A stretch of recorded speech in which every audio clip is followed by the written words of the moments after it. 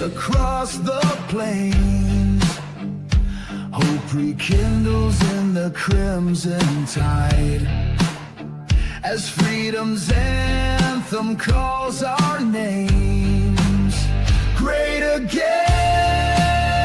we rise as one, under stars that guide our way. A song of promise has begun, and strength returns in light of day.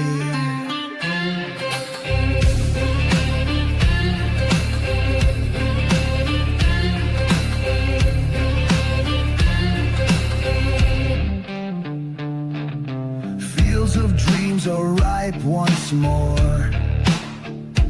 Factories hum with honest pride.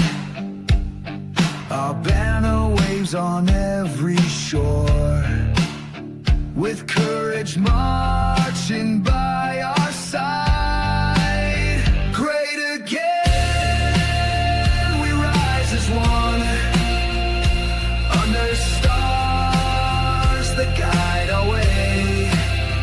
A song of promise has begun, and strength returns in light of day. Through trials dark, we found our steel. The eagle's cry breaks through the night. In unity, our wounds now heal. We chase the dawn with fearless light.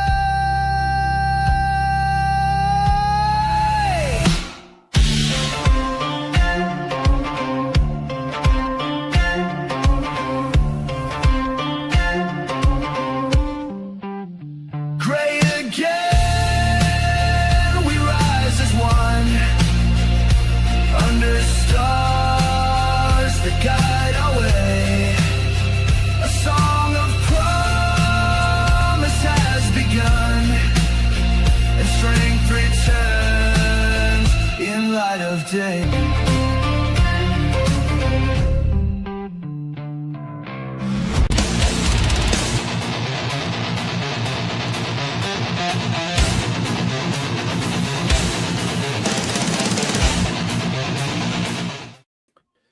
Hey, what's up, everybody? How's everybody doing? Let me see who's here. Let's see. Anglo, what's going on, brother? Good to see you. Commander, there you go. What's up? 42. What's up, man? I'll do the intros later. Chris, good to see you, man. Chris, you and I will talk on the phone later about that. All right, man? Let's see. I think my brother from the same mother is here as well. He chimed in earlier anyway. Simon, what's going on, man? Lazy, where's Jimmy? Jimmy gave a yo somewhere, so he's here. What's up, brother? Yeah, so what's going on, Dr. Jade? Oh, more of the same. Another week like the other week. Another week like the last week. Yeah. Yeah. Oh, Working hard. Oh, wait a minute. No, I'm not. I'm retired. I'm sorry. Yeah. F off. F off.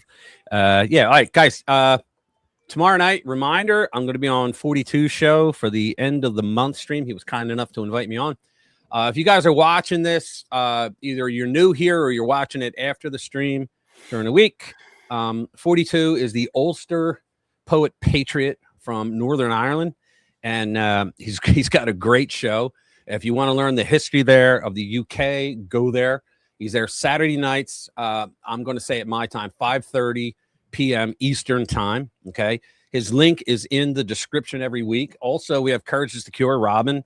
Her link is down there as well. What Robin does is she's from Australia, and she's very big on privacy issues. She's like a hawk on that. And also, she doesn't like it when the government goes beyond their powers. And so she's a hawk on that as well.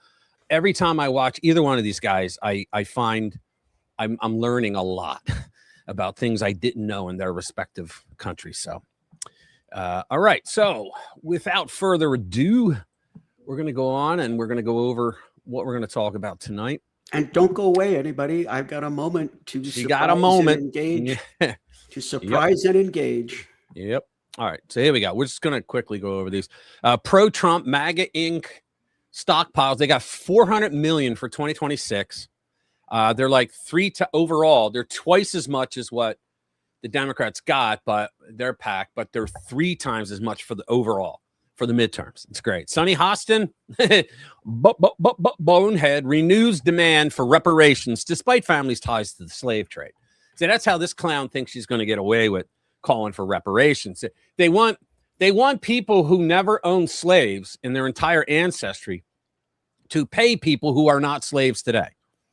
That's what they want. Now, Reagan did that. He took it seriously when Jesse I Have a Scheme Jackson started demanding reparations. He said, yeah. He goes, guess what? We're going to do it.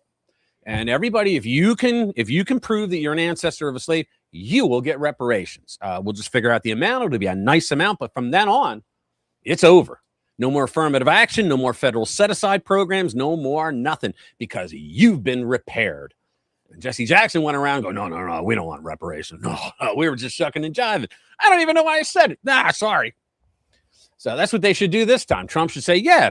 But now they want reparations for something that never affected them. And I don't want to hear this bullshit about, it came down several hundred years and it did affect. No, it didn't. Okay. No, it didn't. I don't know of anything that a black American can't do that a white American can do. I don't know. There's a lot of jokes about that on Facebook now, with the videos. They're funny, but what's that? Without it being a joke, I was thinking that very thing. Without it being a joke, yeah, there's nothing a black person can't do in America. That I mean, think about it. On the other side, they think black people are so stupid they don't know how to get an ID.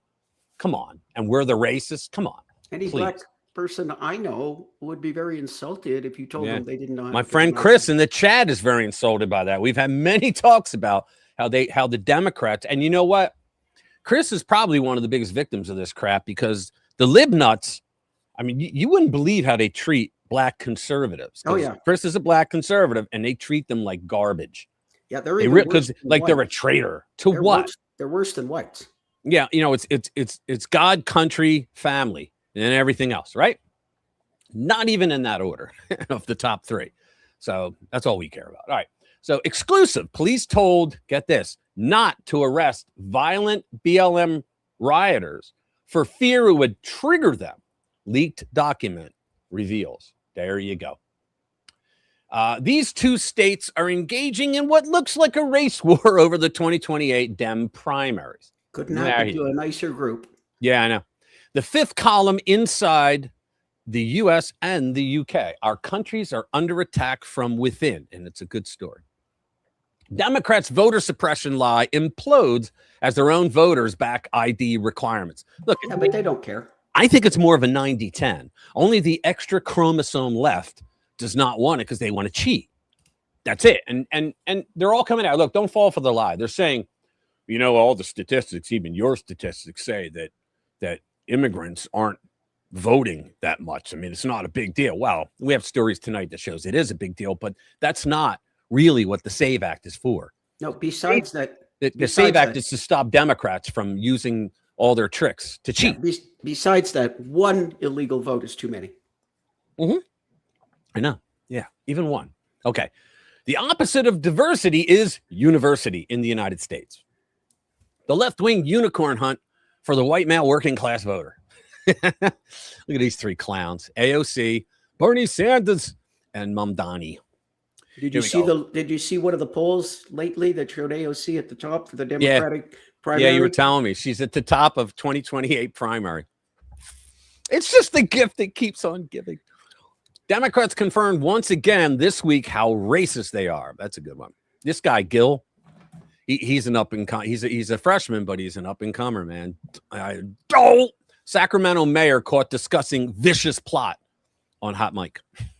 And it wasn't him that did it. It was a woman that came over to him behind, the clerks and all, and they come in and they whisper something. Well, there was a hot mic, and she kept saying, he's like, I don't think we want to do that. She's like, what do you mean? You talked about it. And he's like, no, because he knew the mic was on. You'll see it.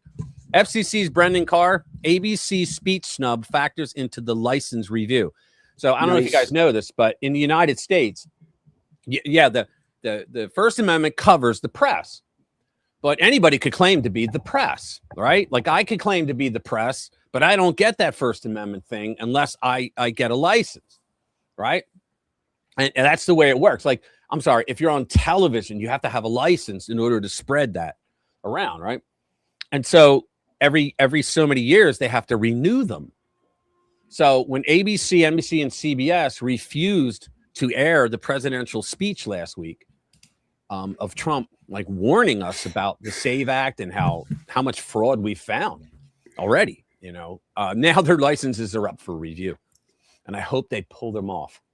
Hey, good news! Fat jokes are back. That was such a funny headline. I had to put it up. I just had to. Just the headline itself is hilarious. I know. Nearly half of Canadian manufacturers are moving production to America. Yeah, got to hear that one. Yeah.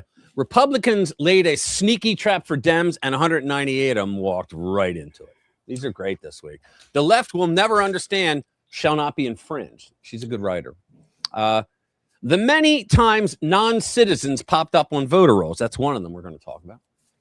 Our transhumanist sci-fi future has arrived. It's not good either. Democrats aided China's extensive plans for the destabilization of America. Now, can you believe this? They aided them in destroying our country, destabilizing us. AOC accused of stoking Jew hatred by pushing false claims on new defense bill. She's just a blithering idiot. That's all you need to know. Trump DOJ expands religious liberty protections after major Supreme Court rulings. I'm only going to do this next one because we got too many. GOP moves to stop climate shakedowns, block Democrat-led states and cities from going after oil companies with lawsuits and legislation because they really don't give a shit. They just want to send us back to the 18th century. Okay, and then we got a bunch up there. We got a lot of nice videos coming. Let's see. Who else be here? Let's say, let's say baby got back. Yeah. Thanks, Anglo, if you were talking to me. So, Eric, called crypto. I'm called crypto, okay? You're called crypto now. I hit them with the one question, shut them up. That's funny. So the families of those who lost their life ending slavery can claim the descendants of people they free. Well, that's what they want, you see. But see, 40, here's the ridiculousness of it. Gavin Newsom, I guess he's the governor of California, right? Because he doesn't really do anything for the people there. But Gavin Newsom, it has an entire reparations plan already in place. And California was never a slave state. What? They just haven't funded it. Right. California was never a slave state. So why are they doing it? Why? Because they want to give boners out to the left. And so the left will all flood to California. Oh, they're giving it out. So I love them. I'm not getting money. I'm white, but I love their politics of it. That's what they're doing. And then people that would get reparations, they would go there. Now, can people go to California and get reparations and then head back to New York and get reparations? And then, or is the federal government going to do it? Because I doubt the federal government's going to do it right now. But if we lose the midterms and then 28, yeah, they're going to do it. They're going to do it. Yeah, and this time they're going to say, no, we're going to keep all the set-asides, affirmative action, all that. We're going to keep all that, even though we repaired you. That's what they're going to do. And Sunny Hostin is particularly vile in this manner because she wants reparations, even though she's done relatively well for herself in this horrible country. And she's worth like $100 million with her husband. You're right, Andy. And she wants reparations from white people who never owned slaves, even though her own family came from Spain and were slave owners. Yeah. I remember Ben Affleck. He was out there going, well, that's racist, man. You can't do that. And I'm like, what the hell is he doing this for? Turns out his family were major slave owners. And so he wanted to get ahead of the curve. Hey, my sister from the same mother is here. What's up? What's up, Carrie Ann? How you doing? Love you, Rich. You've always been an awesome big brother to me. Thank you very, very much. I didn't even see you there. I was talking. Sorry. Let's see what else. Hey, guys, ask any libtard one question and watch their head explode. Do you believe in any government that is best suited to run your life and watch their heads explode? Yeah, it's true. Governments typically don't do anything very well. Exactly. Let me tell you something. If you put the government in charge of the Sahara Desert, in 8 years, there'd be no sand. They would have a lack of sand. Well, I always thought it was because the government was placed in charge of the Sahara forest. I thought that was the problem. Yeah. All right, let's kick it off. Let's see. Let's do the fun story first. Share this tab instead. Okay, so let me see. Do we got it? Yeah.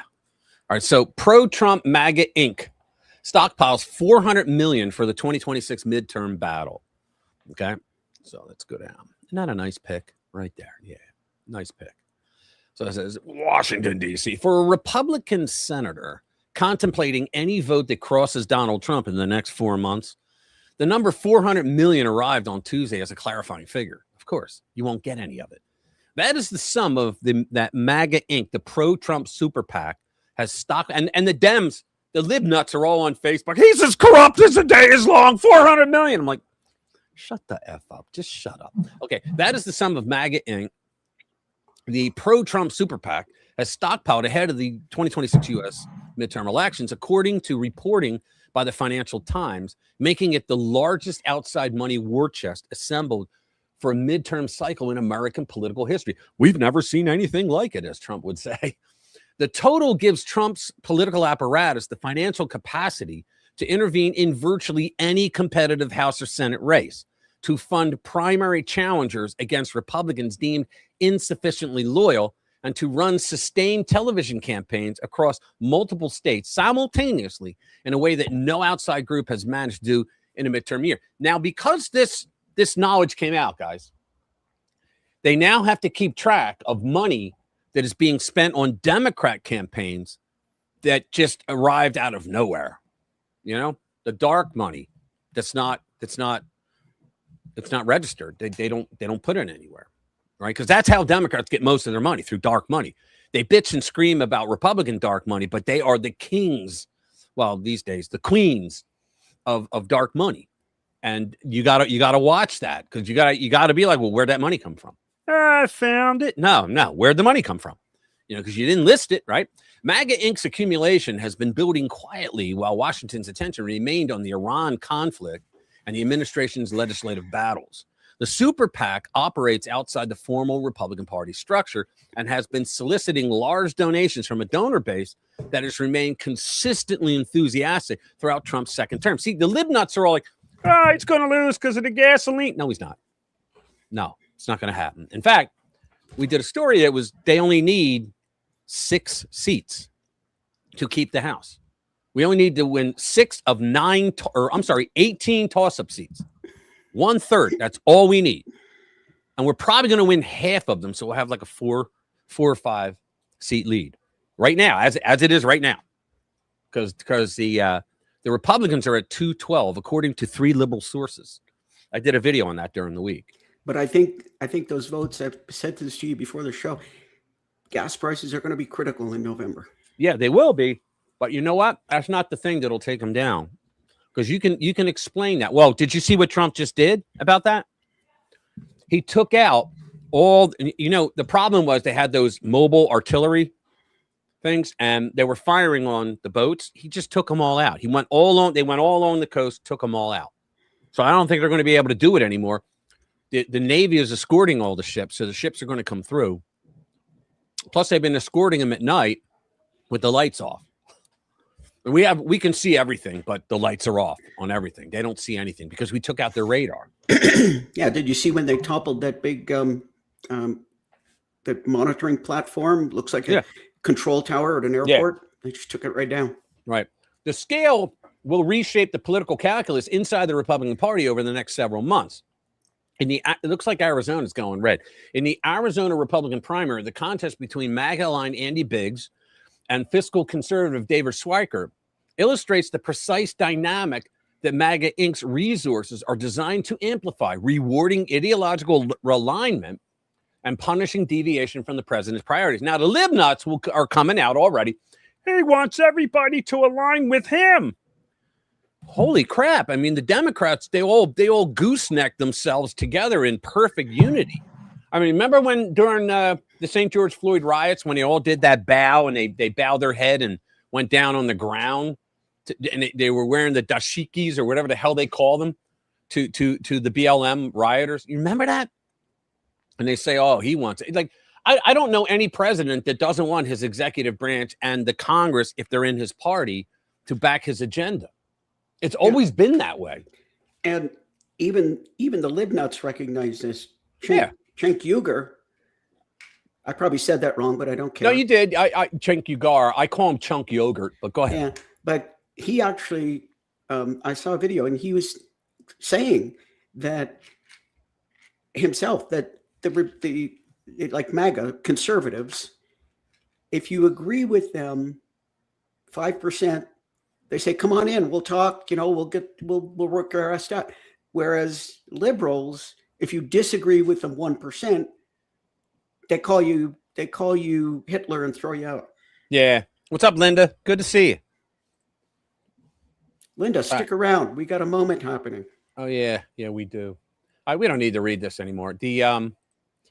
In other words, the Republicans have 3 times as much they're bringing in. Now the Dems, there's not too many people working class that go, yeah, let me write that check for you. Yeah, it just doesn't happen. So they get big ass donors to come in, the billionaires, the millionaires and billionaires. That's who they get to come in and throw all the money out. And then they get the dark money. They're getting caught. We're going to do stories tonight. They're getting caught left and right with bringing phony donors in. They're just getting caught doing it. Is there anything that's not phony and corrupt about Well, Democrats? I was saying for a decade that the only way Democrats can win an election is by cheating, and not just by vote cheating.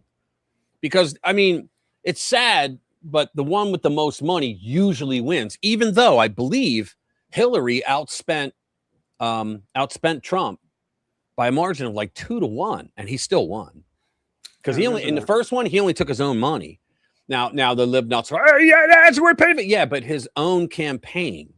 There's a lot of ads that are run by PACs that have nothing affiliated with the president or the party, right? But for him, he spent like, I think, 1/3 of what she spent, and he beat her ass. And this time around, they weren't playing around. They totally skunked Kamala. So, and I'm hoping the midterms. Look. Historically, the Democrats should take 30 to 50 seats. Right now, the Republicans are at 212 in an off year with a Republican president. It's not supposed to be that way. They're supposed to be ahead by like 20, 30 points at this point. I think if tradition holds and they do take back the House, it's going to be by a couple of seats. Right. The problem is they don't have that rhino problem that we do. Yeah. The rhinos go, well, now I'm important. They're going to listen to me. Except Trump is working on that too. I'm going to get on Vogue magazine. That's what they do. Yeah. Yeah. How many have we gotten rid of in the last couple of months? Linda, our military converted all of Iran's ships, their entire Navy, into submarines. They're all at the bottom of the ocean. So, yeah. Yeah, including like all their destroyers. Right. So they don't have. Yeah, they don't have a Navy anymore. They don't have an Air Force. They don't have. Now, the one thing we're going to talk about tonight is Pickaxe Mountain. Okay, that's a problem, and I think we're going to get it. In other words, and the libnuts again, they're coming out and saying, so he didn't know about Pickaxe Mountain. Yeah, neither did you, jackass. And guess who told us about it? Who finally figured it out? That Israelis. And Pickaxe Mountain is all marble. And all along, they were moving secretly their top centrifuges in there.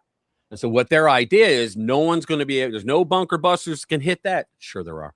And go down and explode that and get rid of them. So they're going to get to the 90% in Pickaxe Mountain. But now we know about Pickaxe Mountain, and trust me, we're getting in there. Yeah, there's no way Trump's going to allow them to become a nuclear state. And one bomb won't do it. But when you can land 14 of them in the same hole. Yeah. One after another. Right.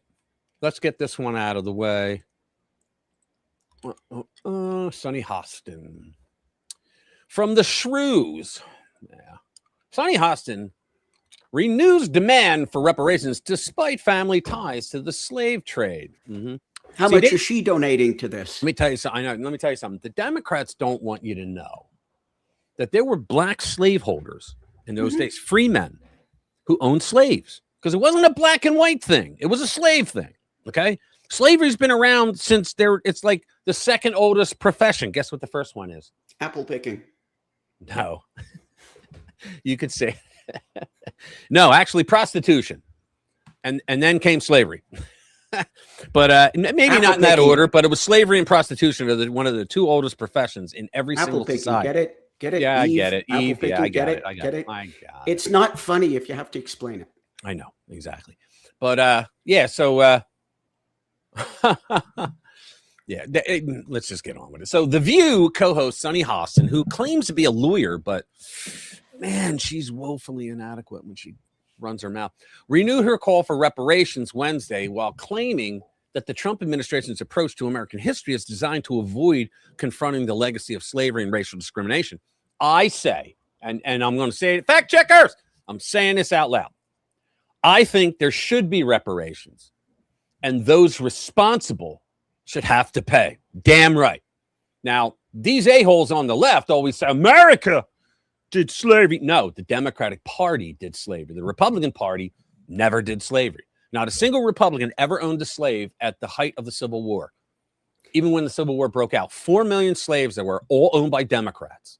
And I would take it a step further. I would say, if you want reparations, you should go to the ones that enslaved you, correct? That's what I'm saying. That's what I'm saying. Go to the Democratic Party, and no, the federal government is not going to give them money to hand over for reparations. You go to them, and you get what you can. Yeah, I think you should go to the African tribes that did the original enslaving. Well, that too. Yeah, it was the Yayo and the Ashanti tribes that did that. Yeah, there was a bunch of them in, the main ones were the Yayo and the Ashantis. And as a matter of fact, guys, Europeans couldn't even go into Africa, the countries that they were hitting, because not until quinine was invented. Because of malaria, they would have died from the diseases until quinine was invented or discovered or whatever you want to call it. They couldn't even step foot off the boat. They had to transfer them straight down into the bottom of the ships. So I think they didn't want to catch whatever they had, and that's just a fact. You know, so they couldn't. They want you to think that they ran around with giant butterfly nets, grabbing whoever they wanted. Yeah, I think that they should go back to, I guess Ghana was a big place, and of course they should start. Everybody, why is it, Rich? Everybody talks about slavery and America. Does anybody realize that, you know, like at least 2 or 3 times the amount of slaves went to South America? Oh yeah. Yeah. Well, you know who had it the worst? The ones that the Arabs bought. Because you know why? Here's the difference. The Arabs. Hey, what's up, Pam? Good to see you. Thanks for being here. Appreciate it. The Arabs, what they did, they didn't believe in capitalism. They didn't even know what capitalism was. They would buy slaves. They would work them to death. Why? Because they would just buy more slaves, right? The Europeans and the Americans, we understood capitalism. And so they wouldn't work the slaves so hard. Now, fact checkers, I'm not saying slavery was great in America. No, it was a horrific thing. I wish it never happened. But the Democrats, lo and behold, gave it to us.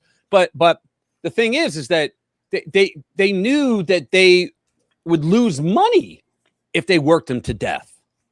You know, so there's a big difference right there as well. Should that be considered in the reparations talks? Well, you know, you could have gone to South America or you know, Saudi.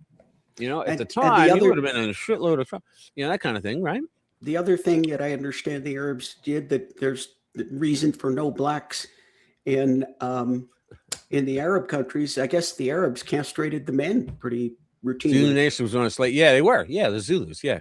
But it was the Yayo and the Ashanti that were like the first ones that realized, like the Yayo and the Ashanti, what did you call them? Nomads, but where they would go into a village, slaughter everybody and steal everything, and then walk away and do it to the next village, right? And they were the first ones to realize that, hey, I think people would like to give us stuff for these people instead of killing them, right? And that's what they did. All right, back to it.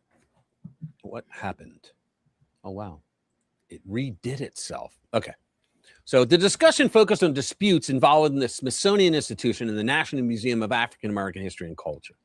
Hostin argued that efforts to change how public institutions discuss slavery and race are intended to prevent the country from fully acknowledging its history. How much more can we acknowledge its history? It's taught in university. Nobody's hiding jack. Jack left town, by the way, last week, but nobody's hiding Jack, right? I mean, we talk about it all the freaking time. We talk about it more than we talk about 9/11, for God's sake. So she said confronting that history is a necessary step. Oh, she's acting like we've never confronted it. I mean, we all learned about it in history and social studies classes in the United States anyway. I'm sure you guys even learned about it over in the UK. I'm sure even Linda learned about it down in Australia. Let me check the comments. No, Rich, we did. Let me see. The Arabs also castrate. Yep. No, I said that. Yeah. Yeah. Made them eunuchs. Yep. Chopped their knackers off. Yeah. So, in other words, they were performing the transmutilation surgeries ahead of the curve. There you go. Hundreds of years ago. Yeah. So, fact checkers, it's a joke. And then there's another fact that nobody brings up. It's that arguably the first slaves in North America were Irish and Scottish women who came over. They called them indentured servants. Where I live, there's a place. There's a place. I think it's near Limerick, and they found graves, a grave site area. It was like over 300 that were just thrown there. And here's why. A lot of people don't know this, that when you're an indentured servant, basically what you're doing is you said, you will pay for my voyage over there. And the person that you meet in the Americas, you will work for them for a number of years. And when your contract's up, because they paid us for that. And when your contract's up, they have to pay you for your wages. Nobody knew that, right? Indentured servants, you had to get paid, but a lot of them didn't want to pay you, so they murdered you and they dumped you in these pits. And so they found, and they were mostly, when they did the studies on their bodies, they were mostly of Irish heritage that were there. It was like either 300 or 800. I can't remember the number. Yeah, me too. I don't know what joke you were going for, but no, look at your screen. You'll understand. Oh, really? Okay. See it? The hummingbird. Oh, okay. Come on. It was Commander. All right. She said, confronting the history is a necessary step toward reconciliation. There's never going to be reconciliation and financial compensation for descendants of enslaved Americans. There will never be reconciliation because she doesn't want it. She doesn't want it. And so what this is where is the sound? Oh, there's no sound? Oh, hold on. Oh, that's why. Okay. Why did they set it down? So what this is about is Lord. money, Joy. Yeah. This is not about anything else. It's about that makes no sense. That makes no sense. This country trying to avoid. Let's watch it on X and see what happens. What's wrong? It sounded fine to me. Oh, you heard it? Yeah. Oh, see that? I'm not hearing it. What did we do with that? I forget what that is. Hold on. Yeah, because I was on.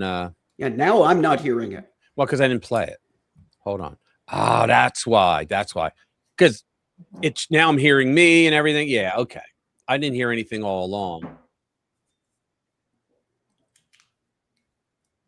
Yeah, it's because StreamYard sometimes changes my settings and it went to another speaker. Okay. So let me play it here anyway. So, oh, come on. I don't want to log. Screw that. Jeez, I never went through more trouble. There we go. And nothing's happening on my end.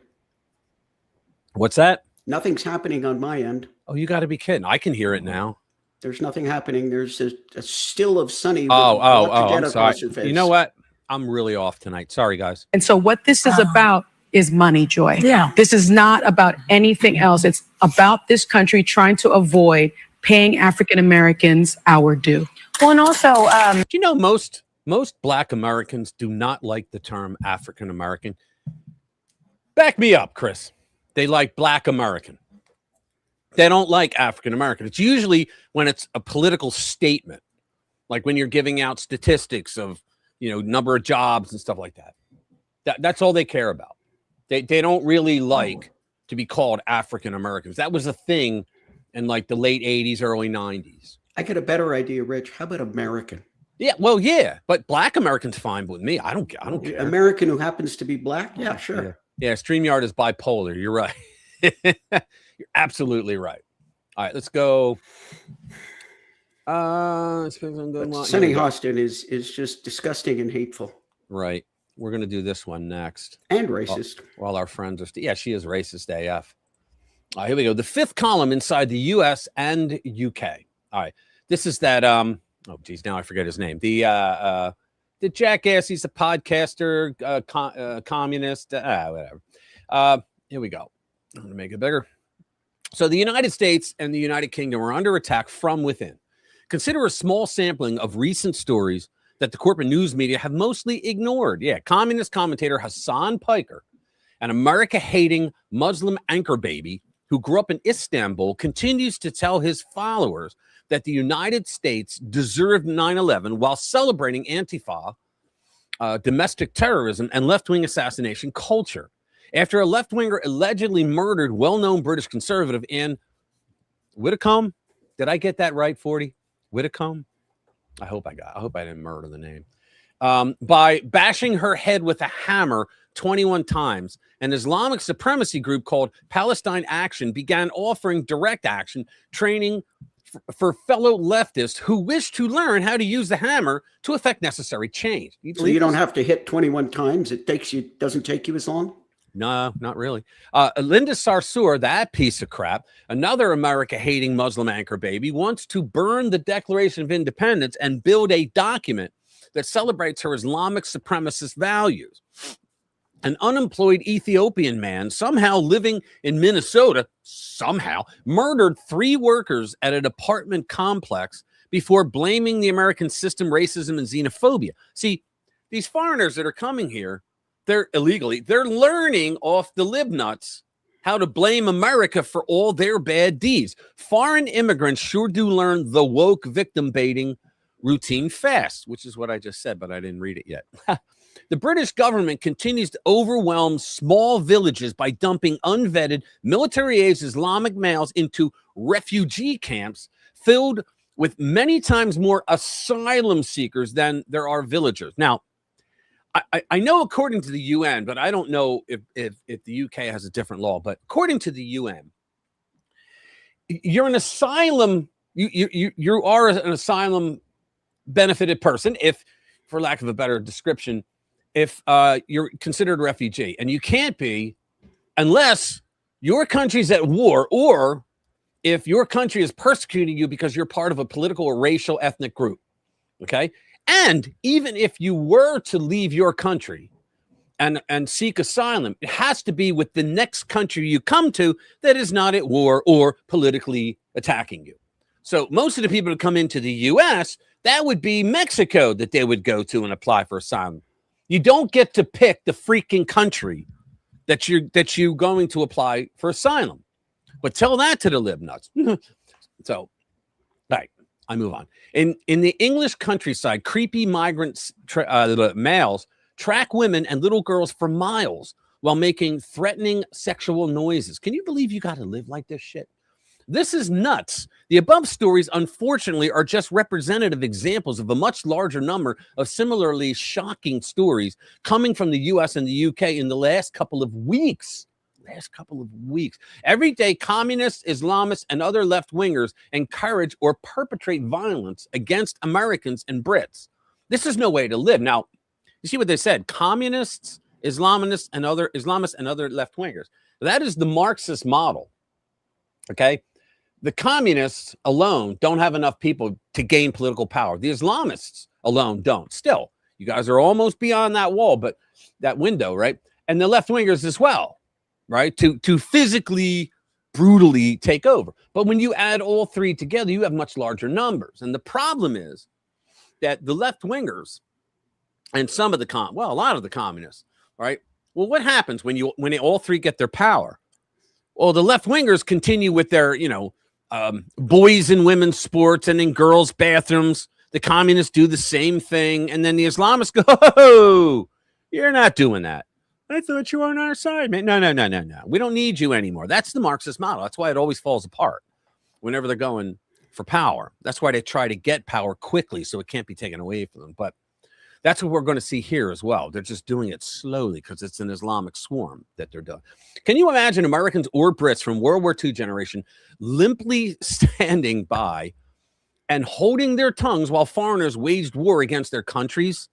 Because that's what this is, war. Foreign men who do not belong in the United States or the United Kingdom rob, rape, and murder Americans and Brits. This person is just writing it to heart because they're just pouring out what's really going on. Then left-wing pundits use their platforms to explain to their brainwashed listeners that Americans and Brits deserve to be robbed, raped, and murdered. 80 years ago, foreigners who celebrated grotesque violence against their host countries would have been tossed in the sea. Now they are handed citizenship while collaborator politicians treat them as sympathetic victims. That's exactly what's going on in the UK right now. And you guys are in stage 2. Hey, what's up, Louie? Good to see you, man. Yeah, you guys are in stage 2. Stage 3, you don't want to see. We're in stage 1. And I think Trump is doing something to end that right now. I think we're going to get into that, as a matter of fact. How much longer can this continue? When will the day come when American and British citizens finally decide that protecting their countries from foreign invasion is more important than minimizing the risk of being called a bigot? These insults, racist, fascist, nationalist, among others, are ludicrously hollow if the price of avoiding them means doing nothing while our countries are destroyed. Must Brits really allow Muslim rape gangs to target their daughters in the name of multiculturalism? Must Americans really tolerate Islamic supremacists who they talk about white supremacists, the libnuts. They never talk about the Islamic supremacists who celebrate 9/11 in order to demonstrate their commitment to diversity and inclusion? Must English-speaking peoples really allow themselves to be conquered by non-English speaking peoples in order to prove that they are tolerant? That's what's going on. Must we really all coexist? Coexist with the cheek of my Irish ass. That's what I tell the libnuts. With foreigners who have no desire to coexist with us? This has gotten so absurd. When an invading army is raping and murdering your countrymen, you don't take sides with the invaders. You don't honor the invaders' culture. You defend your own. But see, the communists, what they've done, slowly and quietly through our school systems, what they've done is they've taught the generations growing up through their teaching to not like their country. Because if you can get a whole generation of people to not hate, they want you to hate, but not hate, but just, I don't think America's great. What is the UK? It's not great. It sucks. That's what they want you to be, because if you are, you don't want to defend it. And that's what Yuri Bezmenov told us that, right? But that's what they're doing. That's why during the St. George Floyd riots, they tore down, they toppled all those statues. They don't want you to know your history, because Reagan always said we're one generation away from losing freedom forever. Because if you take away all the history, it's like taking away your memory. If you take that away, my sons have no idea what it was like to live without internet. They have no clue. A lot of your guys' kids too, right? Well, imagine if you had no idea what Western values were, what British UK values were, what American values were. You had no clue. That's what they're trying to do to you. They're trying to erase your memories of that. Or they're trying to raise an entire generation of people that will not know. Because then if you don't have memories or you don't have a history, you don't love your country. There's nothing to love. Your memories are everything. Your history that you read about yourselves, you go, damn, we came from that. Pretty damn good. I mean, Anglo all the time here talks about how the UK started everything. And you know what? He's right. Right? I mean, we came over from there. We are your brethren. Right? From the West, Western civilization, all from Europe. Yeah, and yet they want you all to forget it. And then they create revisionist alternate history. Yep. They want you to forget it. So let me get on with it. I'll start over this paragraph. This has gotten so absurd. When an invading army is raping and murdering your countrymen, you don't take sides with the invaders. You don't honor the invaders' culture. You defend your own. You don't disparage your own people as bigots and racists for simply not wanting to be raped or murdered. Now think about that. I'm going to read it again. You don't disparage your own people as bigots and racists for simply not wanting to be raped or murdered. We could fit a lot. You don't disparage your own people as bigots and racists for simply not wanting young men to be in your young daughters' bathrooms. You don't disparage your own people as bigots and racists for not wanting boys to play in girls' sports. See that how that works with everything? Because they're just freaking absurd. You don't look past all the raping and murdering and conclude borders are racist. We should really invite more rapists and murderers into the country. People who wish to survive the future are going to have to wake up, grow a spine, and acknowledge that they have been under attack for quite some time. The libnuts, that's another thing. The libnuts, Trump created this unnecessary war. Where do we start? The war, Trump did not start a war with Iran. He's ending a war with Iran. Iran declared war on us in 1979. They've killed over 1,000 Americans. I don't know how many in other countries. I haven't looked that up yet. But they've killed over 1,000 Americans in that time, where every time they give a speech, they say death to America, death to the big Satan and the little Satan. So Trump is ending that war. We let it go along long enough. Every president since that Democratic Party prank known as Jimmy Carter has declared that Iran cannot have nukes. Yet they all kicked that freaking can, including Ronald Reagan. They all kicked that can down the road. Trump comes along, the IAEA, not the Republican Party. The IAEA tells them, hey, they're up to 60% enrichment, like 4 weeks or so away from 90. The world changes forever. He said, fuck it, we got to go in. And go in he did. And he's still trying to stop them. He said he demolished it all. Yeah, well, nobody knew that they snuck shit inside this marble mountain that's going to be very hard to get into. It's like 100 feet down. Oh, they can do it, though. They'll do it. Oh, they'll do it. Yeah. So America has distinct advantage over Britain. We just do because we have 380 million guns. You know, that's why we still have a First Amendment, because the Second Amendment protects our right. Because it is a much larger country. Right. That's the thing. There's so many people here. It's such a big country. And each state is like its own nation. The people think differently. They speak differently in many cases. Different laws, different types of politics locally go on, right? Yeah, we got more guns in this country than we got people. Yeah, that's exactly right. So the fact of the matter is, you're not going to be able to take over our country and force all, 350 million now people at one time to live the way they want you to. It's not going to happen. All right. America has a distinct advantage over Britain. Britain is much larger. America can't be conquered all at once because Americans have a Second Amendment that protects their God-given right to self-defense. They do not depend upon mealy-mouthed government authorities to keep them safe. This is why the mealy-mouthed government authorities are constantly trying to take away our Second Amendment. But in both nations, the threat is the same. Successive generations of government officials have invited foreign nationals to conquer their lands. Guys, repeat it. Successive generations of government officials in your land and mine have invited foreign nationals to conquer our lands. And none of us want them here. They don't come here to be American. They don't go to you to be Irish and English and you know, to become a UK person. All right. They don't do it for that reason. They want you to become them. What the hell is going on? There are all kinds of reasons why these traitors might have done so. Some really do despise Western civilization and wish to see it disappear. Don't know why. Western civilization, when it was created, it's like capitalism. It has created the greatest amount of wealth, the greatest civilizations that have ever lived. I don't get that either. You know, others are so enamored of cosmopolitan variety that they probably think little English villages are better off with Pakistani flair.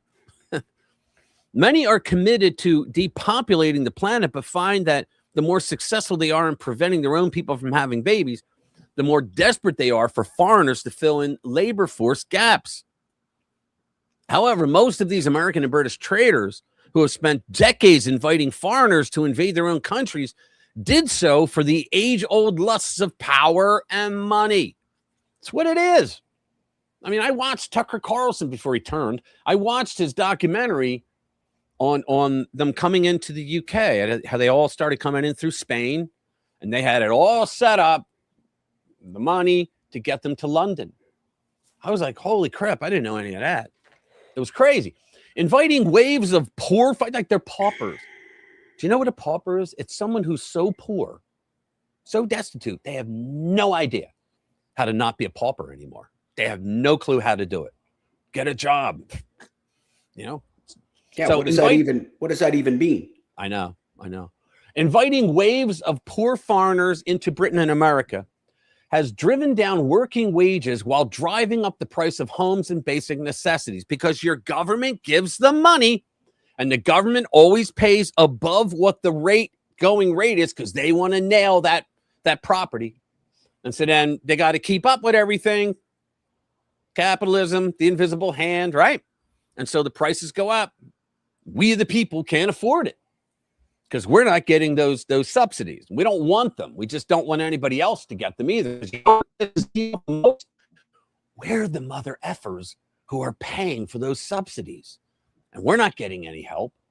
The only help we should need is close the fucking government bubble on housing. Stop it. Problem solved. Wealthy people with assets don't defend mass immigration policies because they're compassionate. They defend those policies because they're greedy.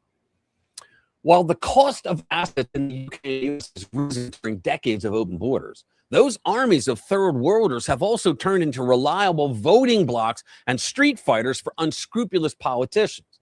That's what the Antifa people are here. Dividing voters into quarreling groups distracts citizens while giving government officials due justifications for an expansive surveillance state. We all know that. Where's Ron? Consequently, armies of foreigners have made domestic politicians wealthier and more powerful, at least in the short term.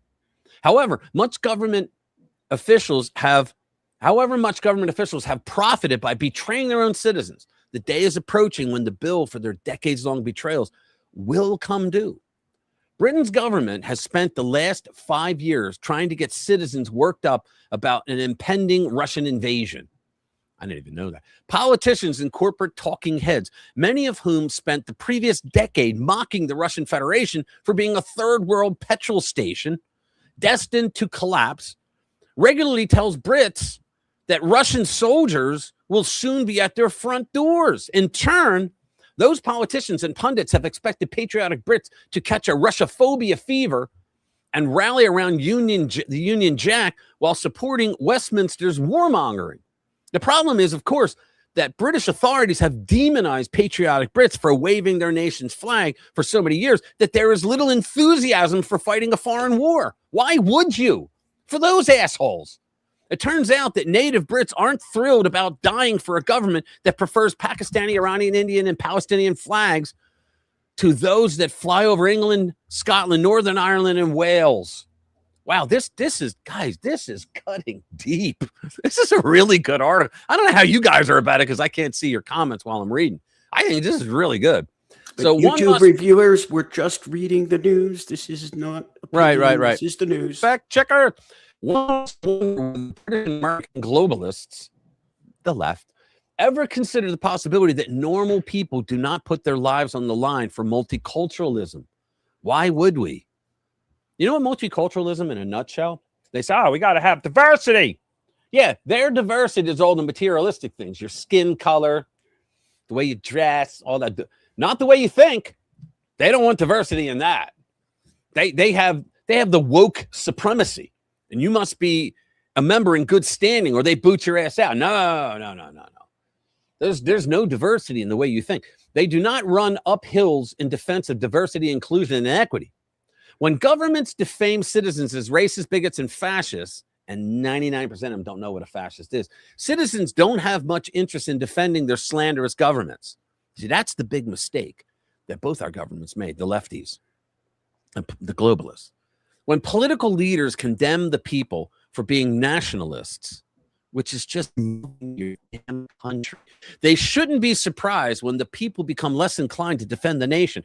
How could politicians reasonably expect citizens to sacrifice themselves for their homelands when those same damn politicians have already traitorously handed the people's homelands over to foreigners? Good point. Don't you think? From the point of view of a lot of Brits and Americans, it makes no sense to fight foreign wars when war is already brewing right at home. And it makes even less sense to fight for the very governments that have invited raping, murderous foreigners inside the nation's gates. When Islamic supremacists openly celebrate 9/11 while enjoying all the benefits of living inside the United States, Americans know the enemy walks among them. When British authorities cover up the atrocities of Muslim rape gangs, which we even in America know this, all right? Brits know Whitehall can't be trusted. The cost of government betrayal is high and will only continue to rise. That's J.D. Rucker. He's a good guy. He actually follows this channel. What's up, bro? That was a great article. I'm sorry. I just thought it was. Somebody's got very little. It was, wasn't it, Angle? Yeah, it really was, man. It's a good article. Somebody's got very little tolerance for illegal immigration. Yeah. Importing the third world. Well, that's J.D. Rucker. He's pretty good. I read a lot of his stuff. Ireland is failing rapidly. Oh man, that sucks. Let's see. Even those birds aren't real, just like Australia. LOL. I cried and asked my dad if it was real. It was then he started to tease with racist jokes. Bless him. I love you. All right, here we go. Let me see. LOL. StreamYard is bipolar. Yeah, I remember that. Okay. They were not from Africa. Close enough. Yeah. Was watching something the other day.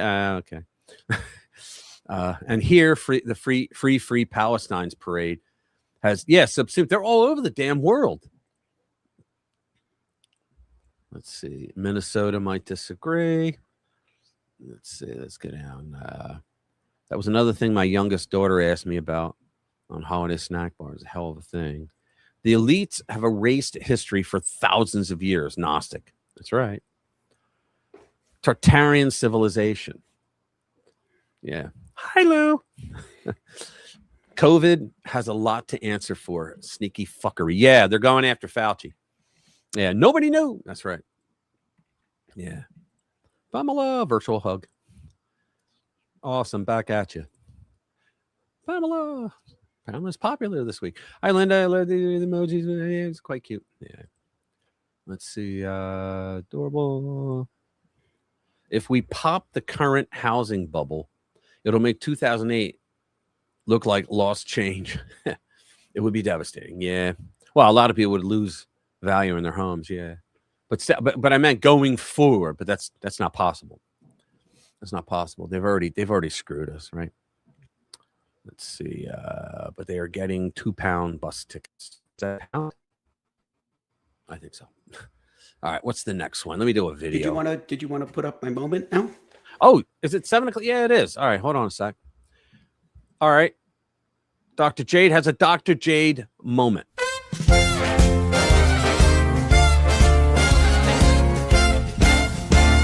It's a Dr. Jade moment. Where is yours?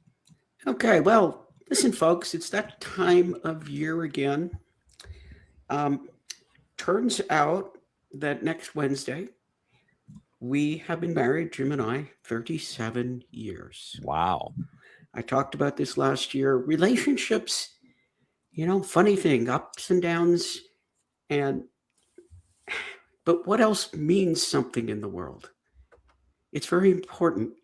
And, maybe some would find it a little flippant, but it's like the most important thing in the world doesn't even exist. Love. Mm-hmm. You can't see it. You can't touch it. Right. You can't define it. But that may be the most important thing in the world. 37 years, we've had our ups and downs. We're still together and no plans to separate. And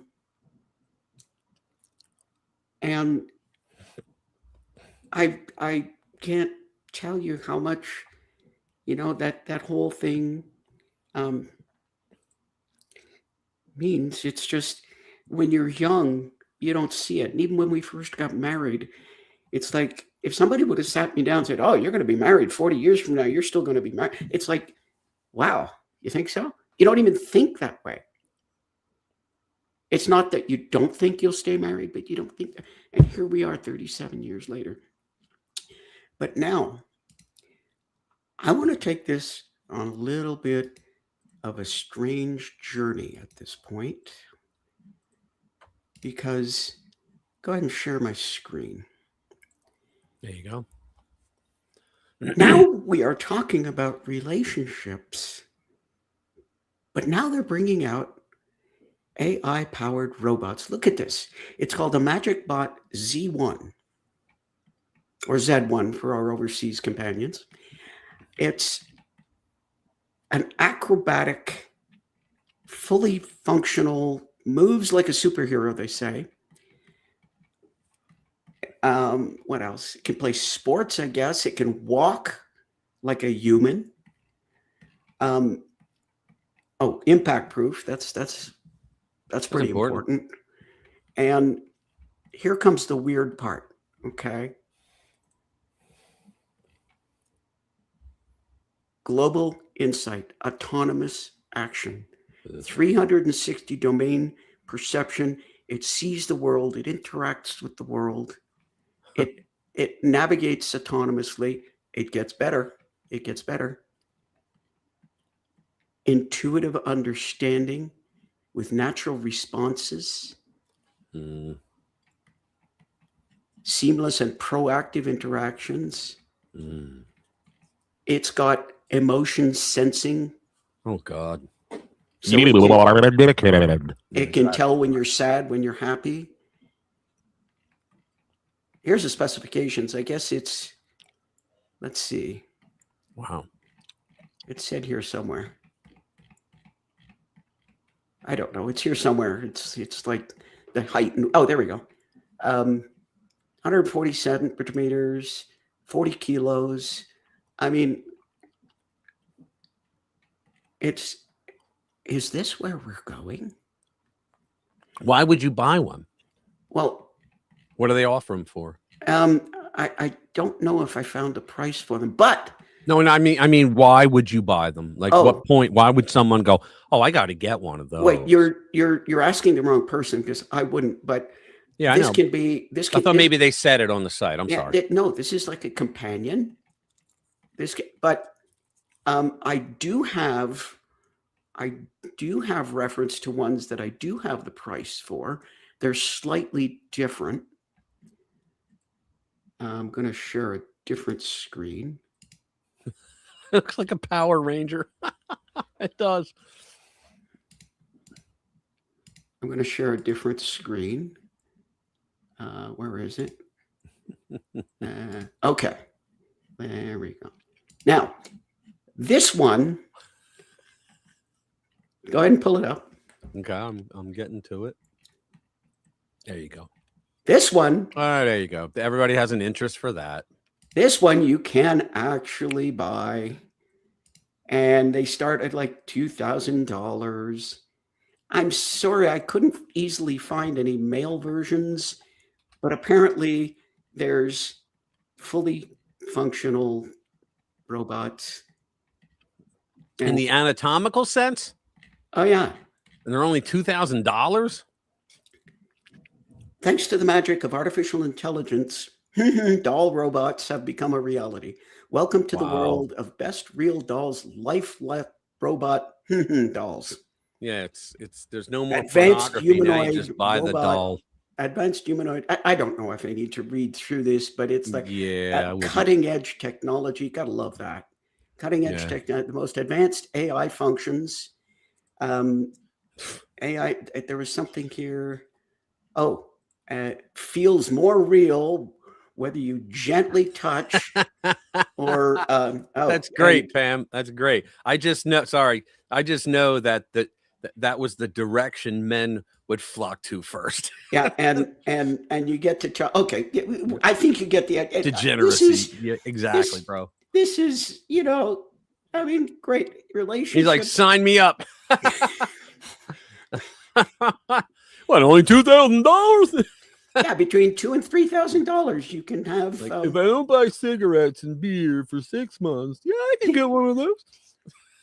So I wanted to talk about relationships, but I came across something about this, and I wanted to take it on a bit of an exotic direction. And I understand, I didn't run into a website with them, but I understand they make male versions for anyone who's more interested in a male. But anyway, I wanted to lighten up the talk on relationships a little bit and bring this to your attention, because you too, for between $2,000 and $3,000, can have a life-size, fully functional robot doll with AI interactive functions. But hold on, were the sex dolls, were they AI robots or just sex dolls? Were they actual robots? Because I would think a robot would cost like at least $5,000, at least. Yeah, share the screen. Share the screen again. Yeah, let's bring it up. Sex doll utilize cutting edge technology featuring the most advanced AI function. Oh wow, customizable designs. There's an Android system. Google combining computer technology, the internet, polymorphism, setting artistry, great realism. Okay. Good Lord. Facial expressions, even lean. I don't even want to get into that. Voice recognition, facial expressions. Wow. Learning user preferences. Oh my. Oh my.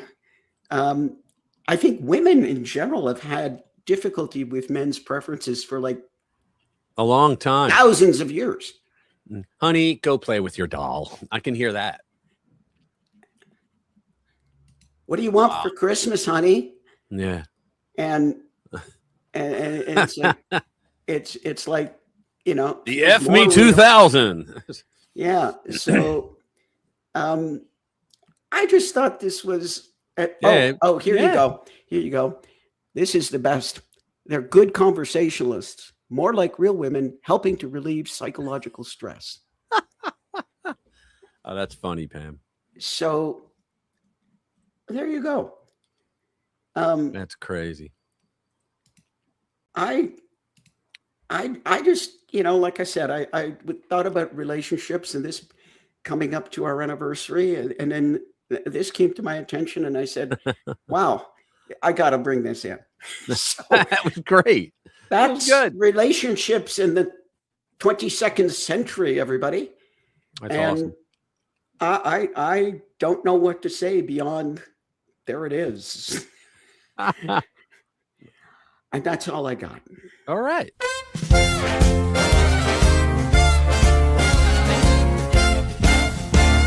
It's a Dr. Jade moment.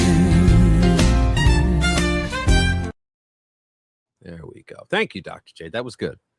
They are never satisfied with us, Dr. Jade. And then look what Chris said. And I guess like a Tesla, you got to know where your recharger is before you run out of battery. But what did Chris say? What did Chris say? Where is he? He's a few up there. Yeah. Don't get it. Yeah, no AI. I saw that. Yeah. Lithium batteries, she be real hot. What if one goes on fire with their lithium batteries? Yes. Well, it'll work into the routine. Oh, I'm hot. Yeah. I'm on fire. Help me. Help me. No, Chris said, Dr. J, don't do it. Please don't buy one. Yeah. That's hilarious. Anyway. All right. Hope everybody thought that was at least somewhat interesting. I found it kind of interesting. Here's one. I'm gonna bring a video up. Back to politics, guys. All right. So why Democrat socialists are broke and furious. Here we go. All right, monologue time. So why are Democratic socialists so angry? Besides the fact that this is the greatest time to be alive. Well, it turns out they screwed up their lives. StatWiz Nate Silver dropped these numbers showing that the bluest voters in America are white people with postgraduate degrees but low incomes. They're educated but broke. Yep. They spent thousands of dollars on an ethnic studies degree a degree that misled them into thinking there's a demand for people with an ethnic studies degree. So how did they get there? Statistically, more education used to mean more money. With advanced degrees, you get more status, more respect, and of course, an endless supply of tweed and corduroy jackets. But the world has changed. There's a whole bunch of people with fancy degrees, but no one's hiring. And you know who makes up a whole miserable chunk of that group? The Democrat Socialists. The worst combination since my bike lock was 4 zeros. Who would steal a Huffy? 80% of DSA members over 25 have at least a bachelor's degree, yet 45% report incomes below 60 grand. No wonder they want free buses. Yeah. Silver calls them highly educated, downwardly mobile. Translation, they were born on third base, but ended up on first. They had every advantage and blew it, so they want the rest of us to wait in bread lines. That's right. That's why we're seeing them back this. I think it is time for us to tax billionaires their wealth. We've got an economy that's churning out billionaires at a record pace. We're living in a rigged economic system while the very richest people in America have never, ever had it so good. In 2028, yes, we have an opportunity to move beyond the current federal administration. It is possible to put working people back at the heart of our politics. Working people. That's not what this is about. Yeah, they're not working. It's about the credentialed class who went to college to take courses in the history of the butt plug, then expected success, piles of money, and high status for their subsidized virtue signaling. But that payoff, it never came. Instead, they got college debt and zero skills. They have to call someone to unclog a toilet. Then they turn around and increase that guy's taxes. It's true. They watch the electrician, the plumber, the welder, the guys who skipped college and built real skills, now buying houses, cars, and building families. Here's Palantir's Alex Karp summarizing it nicely. You know, Ivy League grad voting for this mayor is highly annoyed that their education is not that valuable, and the person down the street who knows how to drill for oil and gas who's moved to Texas has a more valuable profession. Yes. And I think that annoys the out of. Wasn't that the bourgeois thing? Wasn't it? That you had people that they were getting stipends from the monarch, from the king or the queen or whatever. And they were aristocrats. They didn't have to work, so they studied literature and fine art and things like that, right? And then you had the guys that came along and opened up a mercantile shop. And they did so well doing that stuff that they were able to buy the land and a house next to the aristocrats that never worked a fucking day in their lives. These people. It's true. Meanwhile, the blue-collar folks are living the dream. You got it, Anglo. It's true. The only complaint I hear from my plumber is that I can't keep flushing those letters from Make-A-Wish. So it's all flipped.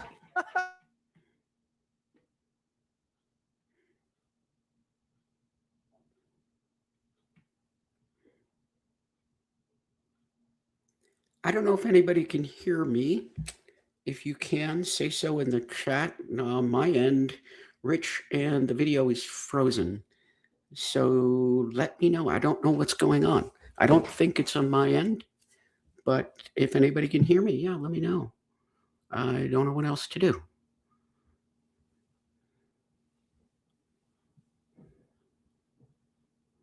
Okay, thanks, Commander.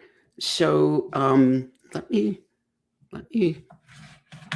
text Rich and see what's going on and let him know. Okay, looks like he's gone out and he's probably going to come back in. So at least I'm assuming he'll come back in. And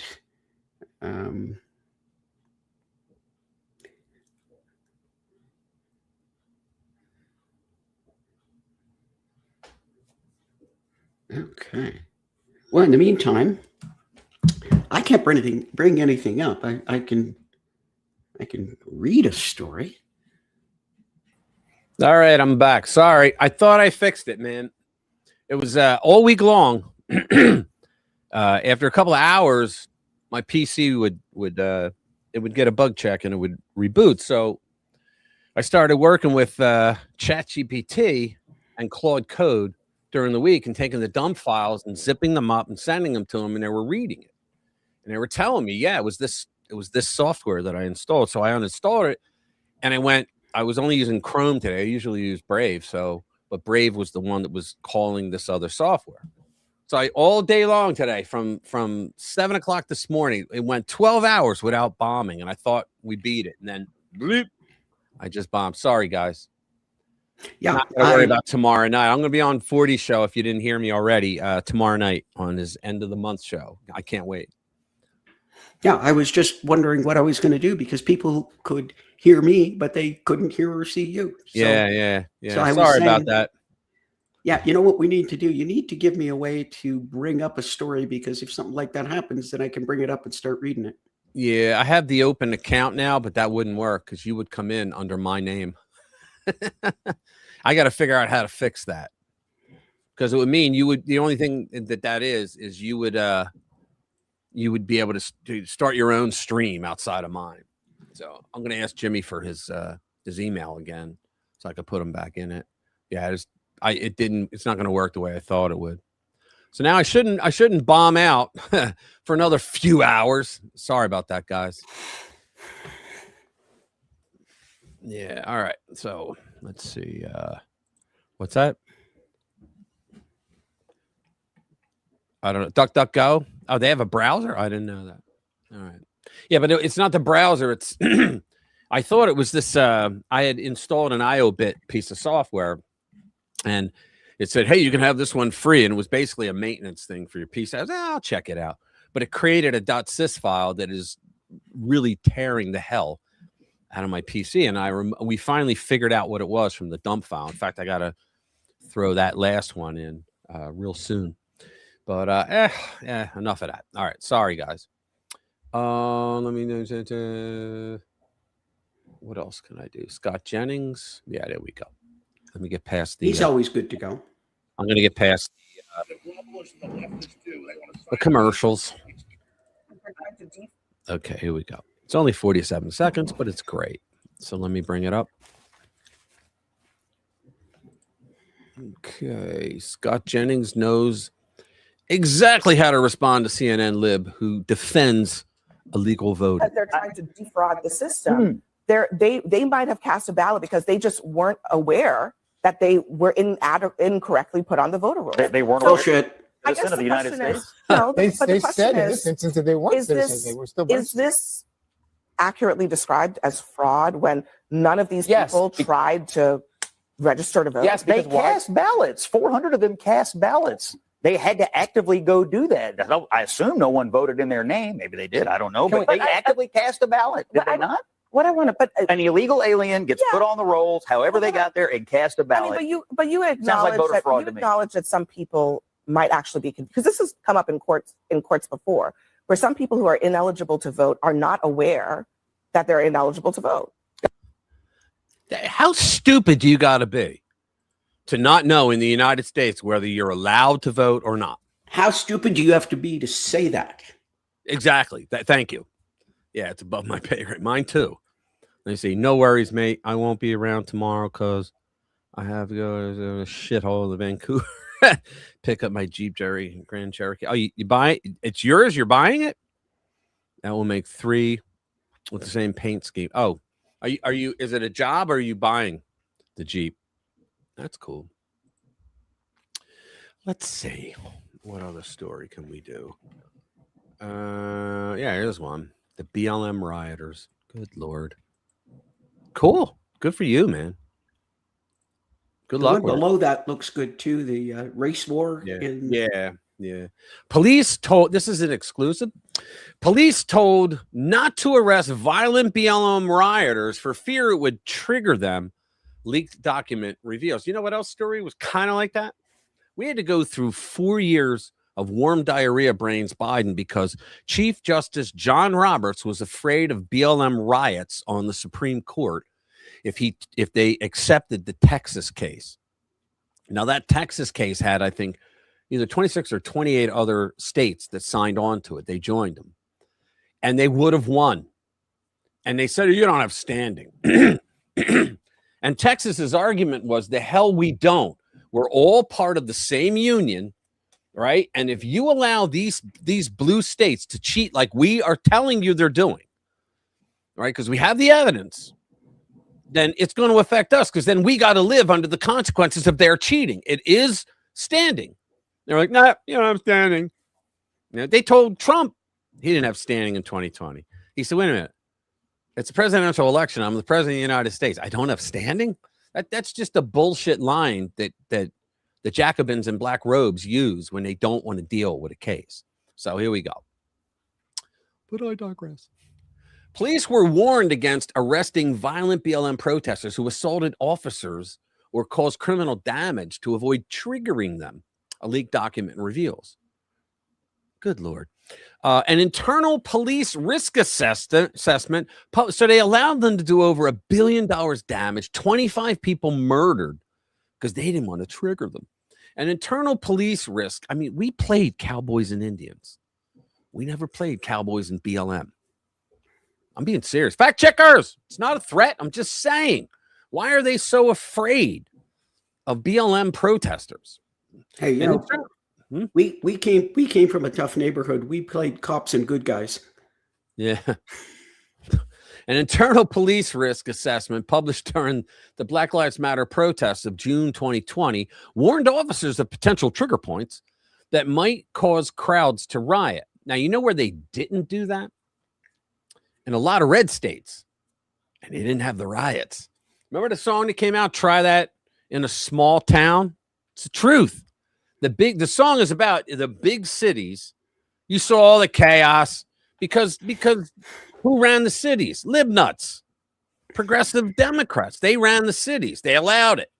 Personally, I think that they were afraid that the riots would turn on them because the people know that they live in a shithole because of their leadership. Not smart enough to know you can vote for better leaders, but that's besides the point. So they were afraid, so they went along with everything.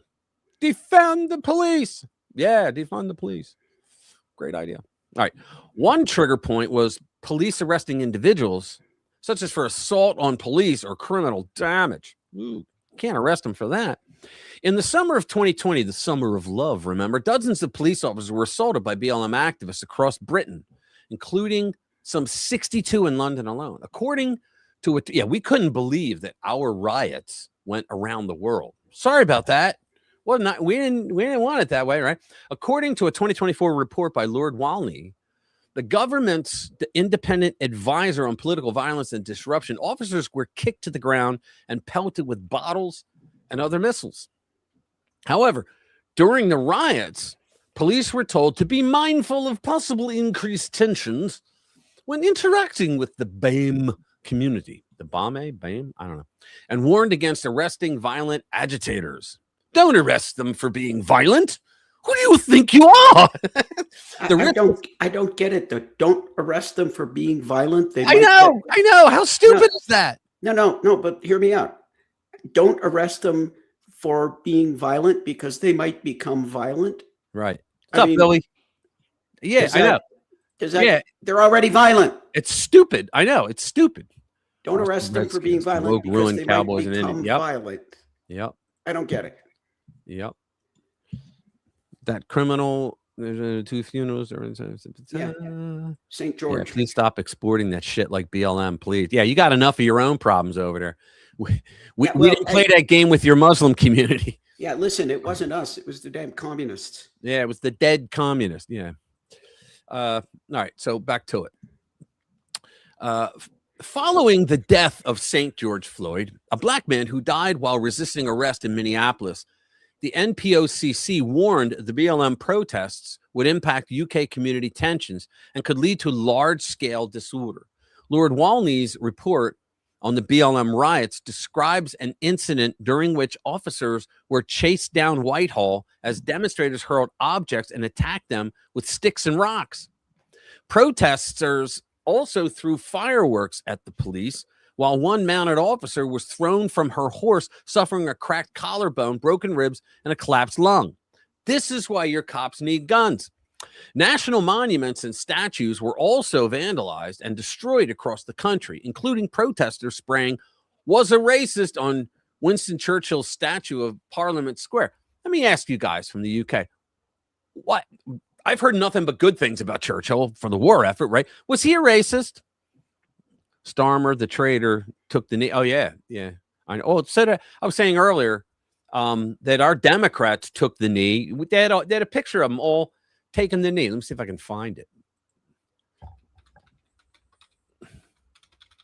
You know what this reminds me of? What's that? This is like telling women to eliminate rape by consenting. Oh, yeah. Oh, exactly. It's not rape if you consent. Therefore, there's no more rape. That's exactly right. This is. Let me see if I can pull this up. Here we go. Yeah, they actually did this, and the Democrats wanted to be filmed. Let me see. Oh, damn. Where is it? Come on, details. Thank you. Oh, come on. Oh, come on. Where the hell is it? Damn it. Well, I don't know. Why is it not? All right, here we go. Pelosi. Okay.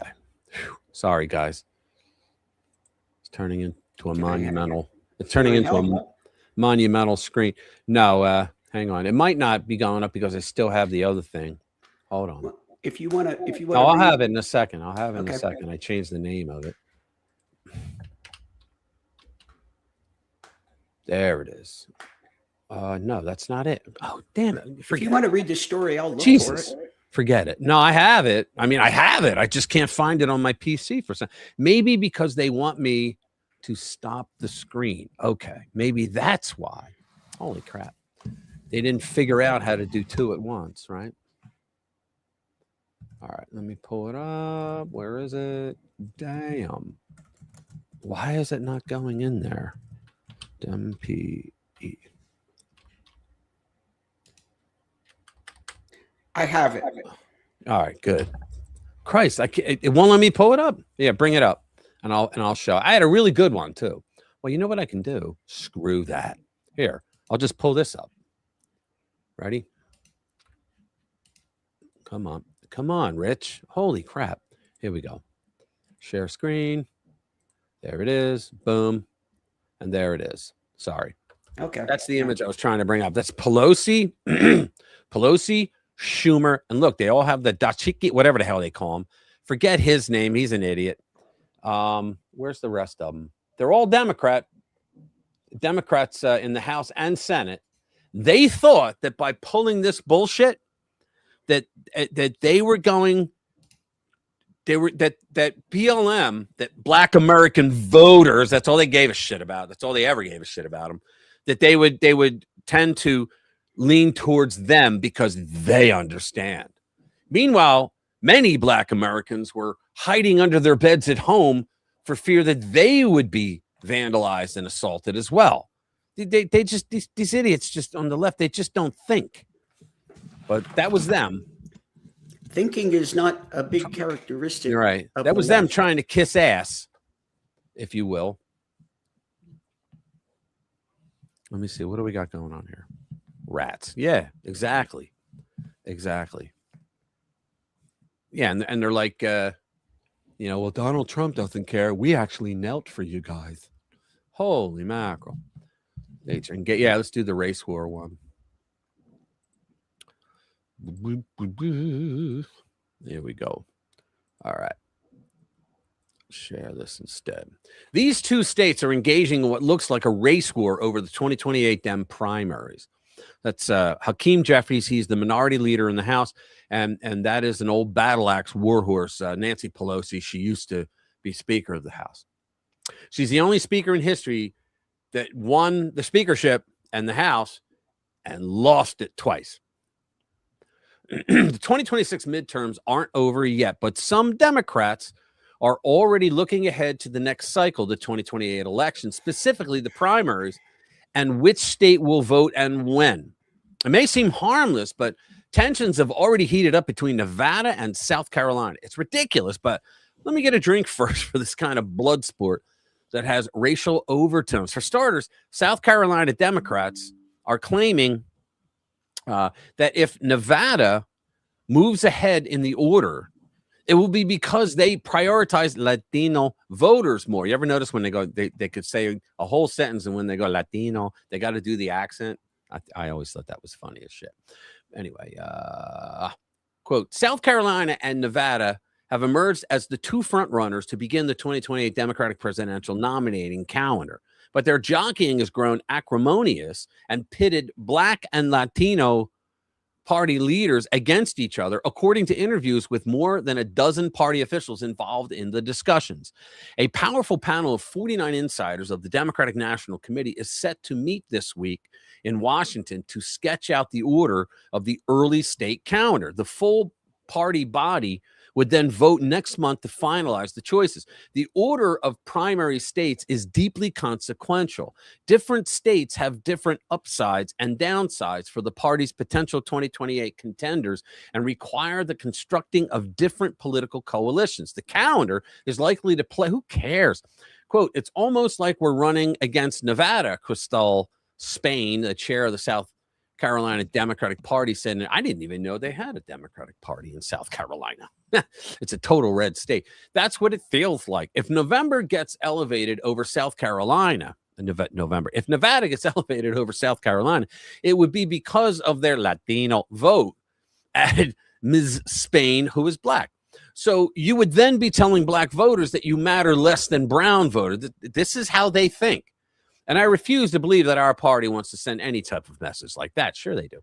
Other new states are jockeying to jump into the influential early window, including Virginia, which also has a sizable Black population.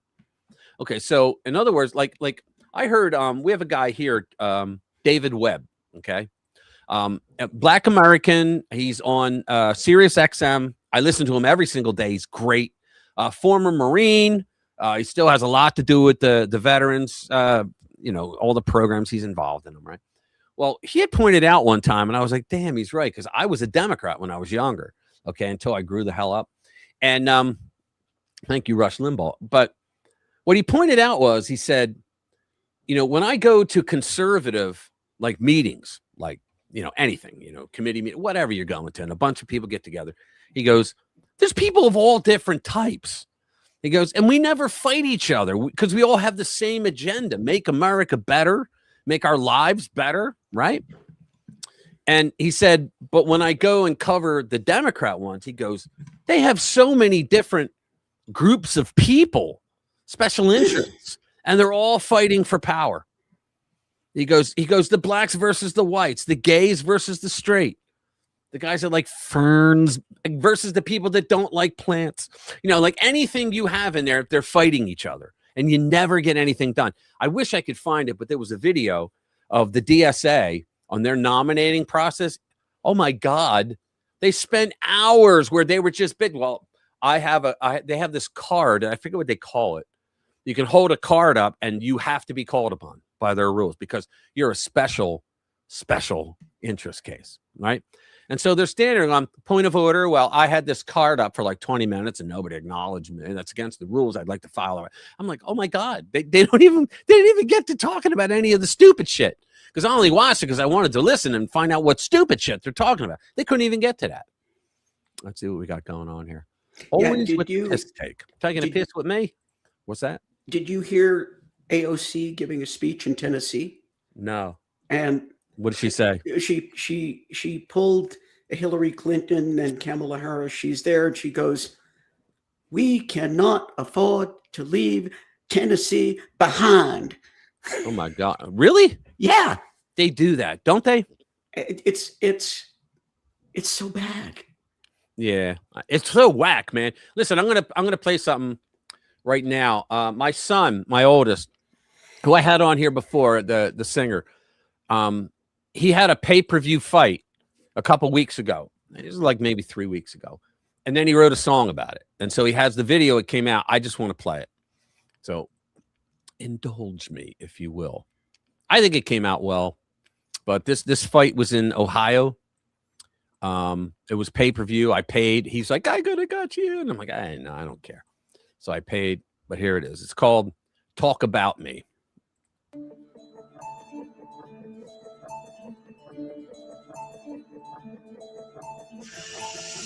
Don't come around me if you talk about me. No gun, these hands will make you feeling drowsy. Don't come around me if you talk about me. No gun, these hands will make you feeling drowsy. Coming straight out of Ohio, I've been really quiet, I'm minding my own. Everybody really trying to tell me anything I'm ever gonna do is never gonna make it. Fuck that, I don't really wanna be famous. Big bet, put me in the oven, I'm baking. Say less, can't talk about me, come around my way, I'ma put you in the dirt, no Raymond. Don't come around me if you talk about me. No gun, these hands will make you feeling drowsy. Don't come around me if you talk about me. No gun, these hands will make you feeling drowsy. Yo, what up, Chad? You ready, buddy? Oh, I took this fight on 2 days' notice, dog. Are you ready to beat his motherfucking ass or what, bro? Fuck yeah, I'm about to beat the shit out of this fucking Lord fucking Farquaad looking motherfucker. He ain't shit. Hey, man, he said Lord Farquaad looking ass motherfucker, boy. He meaning some business. He said he's about to stop a mud hole in him and walk his drive, son. Are you fucking ready, son? I've been born ready. I'm gonna beat your motherfucking ass, dog. All that shit you talking, bro. For what, bro?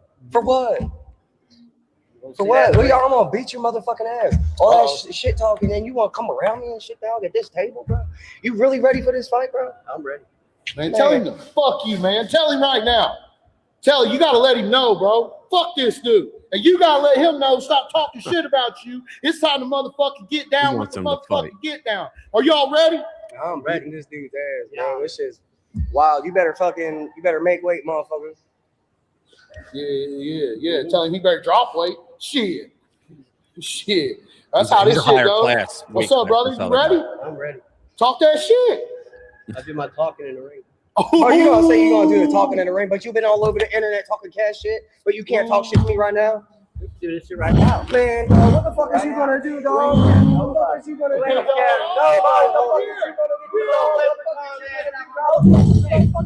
Country boy, ride a 1500 gram. I keep the gloves in the back. Whole time been the nice guy. While you running your mouth, now I'm putting on raps. Well, here's the thing, I ain't playing all these games. Don't say my name, Hopping on the break of face. Turn up rage, this shit never goes away. Turn up rage, I'm not out here playing games, bitch. Don't come around me if you talk about me. No gun, these hands will make you feeling drowsy. Don't come around me if you talk about me. No gun, these hands will make you feeling drowsy. Go ahead, play my name, you gon' learn my game. Pop out the truck, I'm 3 ahead, I'm here to rage. Don't come around me if you talk about me. No gun, these hands will make you feeling drowsy. Don't come around me if you talk about me. No gun, these hands will make you feeling drowsy.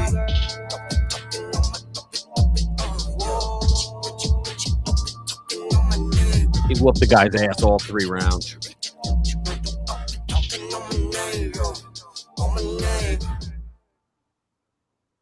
Cool.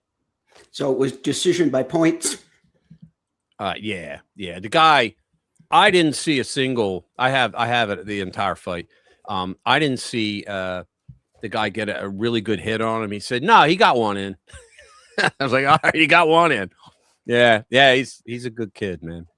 He was a problem child for a while, but he's a good kid. I told him I was going to be playing it, and I think he's doing a show right now, either in Kentucky or Tennessee. I don't know. Your son looks like the lead singer of Puddle of Mud. Yeah, there he does. Yeah. Let's see. Leave Tennessee. Yeah. All right. So let's get back to. How about diversity versus university? Yeah. That's got to be funny. Yeah, I think it's a good one. Here we go. Oops. Share screen. Yeah, it's the opposite of diversity is university. Okay. Let's bring it up. Excuse me. The ideological capture of academia is a bigger problem than many of my like-minded political brethren want to admit. I have long argued that politics is downstream of culture. That was Andrew Breitbart that said that. I've long argued that politics is downstream of culture, and that letting leftists run our schools, our libraries, our movie studios, our newsrooms, and our publishing houses is a mistake. I was often met with derision. Conservatives I knew would brag about not watching television, not reading books, not listening to music. They wrote off our public schools and colleges as lost causes. It only took about 20 years of me warning others about this for them to realize that we've got a problem on our hands. Those institutions have been able to churn out millions of indoctrinated people who think that, yes, some women can have penises, that eating bugs will magically control the weather, and that Israel is committing a genocide in Gaza, even though the population has increased since 2023. It's also why a leftist can post something like this and believe it. Quote, conservatives are not well represented in academia because conservatism is, for the most part, the ideology of the incurious. Abortion is bad because the Bible said so. Immigrants are bad because Fox News said so. Capitalism is good because Reagan said so. Really? I'd like to see what Jade would say if I told him that there are two genders or that Hamas is to blame for the destruction in Gaza. Something tells me Jade wouldn't be curious to explore those conversations any further than screaming bigot and Zionist at me. That's because Jade, of course, is the incurious one here. He has never actually met a conservative outside of the caricatures fed to him online and in the media. If he had, he would know that I oppose abortion, not because the Bible says so, but because it's an abhorrent human rights abuse against unborn children and women, most of whom are coerced into having abortions in the first place. Immigration is bad when it's unfettered, unvetted, and illegal. When those crossing our borders are gang members from Venezuela, Chinese spies, or other terrorists, breaking the immigration laws of any nation is bad. Capitalism is good because no other economic system has lifted more people out of poverty, created more wealth, or allowed more freedom. The ones who are incurious to the point of being dictatorial are the people on the side of the aisle. Ex-user Jeffrey Sachs composed a list of professors who were punished for having or being perceived to have views that critics associated with conservatism. Can you believe this shit? 2026. Sachs said the list is incomplete, focusing only on the U.S. and only in the last decade or so. He also only lists those who lost their jobs either because they were fired outright or what he calls effective dismissal, e.g., an example, contract wasn't renewed. He said, Jeffrey Sachs, I was recently challenged to produce examples of professors who faced significant punishment for having views or were perceived to have views associated with conservatism. The implication was that these examples didn't exist. I'll give you an incomplete list in a sec, but let's see what he writes. But here we go. Look at this. Yeah, he got a list. First, I want to tell you why it's incomplete beyond just my own lack of effort. For the skeptics, I think it will be eye-opening. One, it's just focused on the U.S., but the same thing is happening in the UK and Canada too. It's just from the last few years, since 2015. Number three, it's just those who have lost their jobs either through termination or effective dismissal. Example, not having their contract renewed despite very good reasons to suppose it otherwise would be. So we're not including suspensions, demotions, or other forms of punishment. In other words, the left protects their ideology over good professors teaching the kids. Now, there's a guy named Charles Percy Snow, who's he's an author, and he wrote The Two Cultures. If you can get your hands on it, it's on Amazon. It's on the Amazon Kindle. I don't think it costs that much, but it's it's called The Two Cultures. And what it was he talked. This is fascinating. You have two different at the time of the war, right? You had two different types of professors. You had like the social professors, social work, stuff like that, right? Or sociology, they didn't have women's studies back then, but if they would have. Okay. So, and then you had the professors that made the world work, the mathematicians, right? The physicists, the people that made the world work. All right. So the war effort, what happened in the United States and in Europe was the government they brought out all the professors from colleges and universities that made the world work because they needed them. They had logistics to create. They had weapons to invent. They had to have ways of designing, tanks and jeeps and trucks, all for the war effort, munitions, right?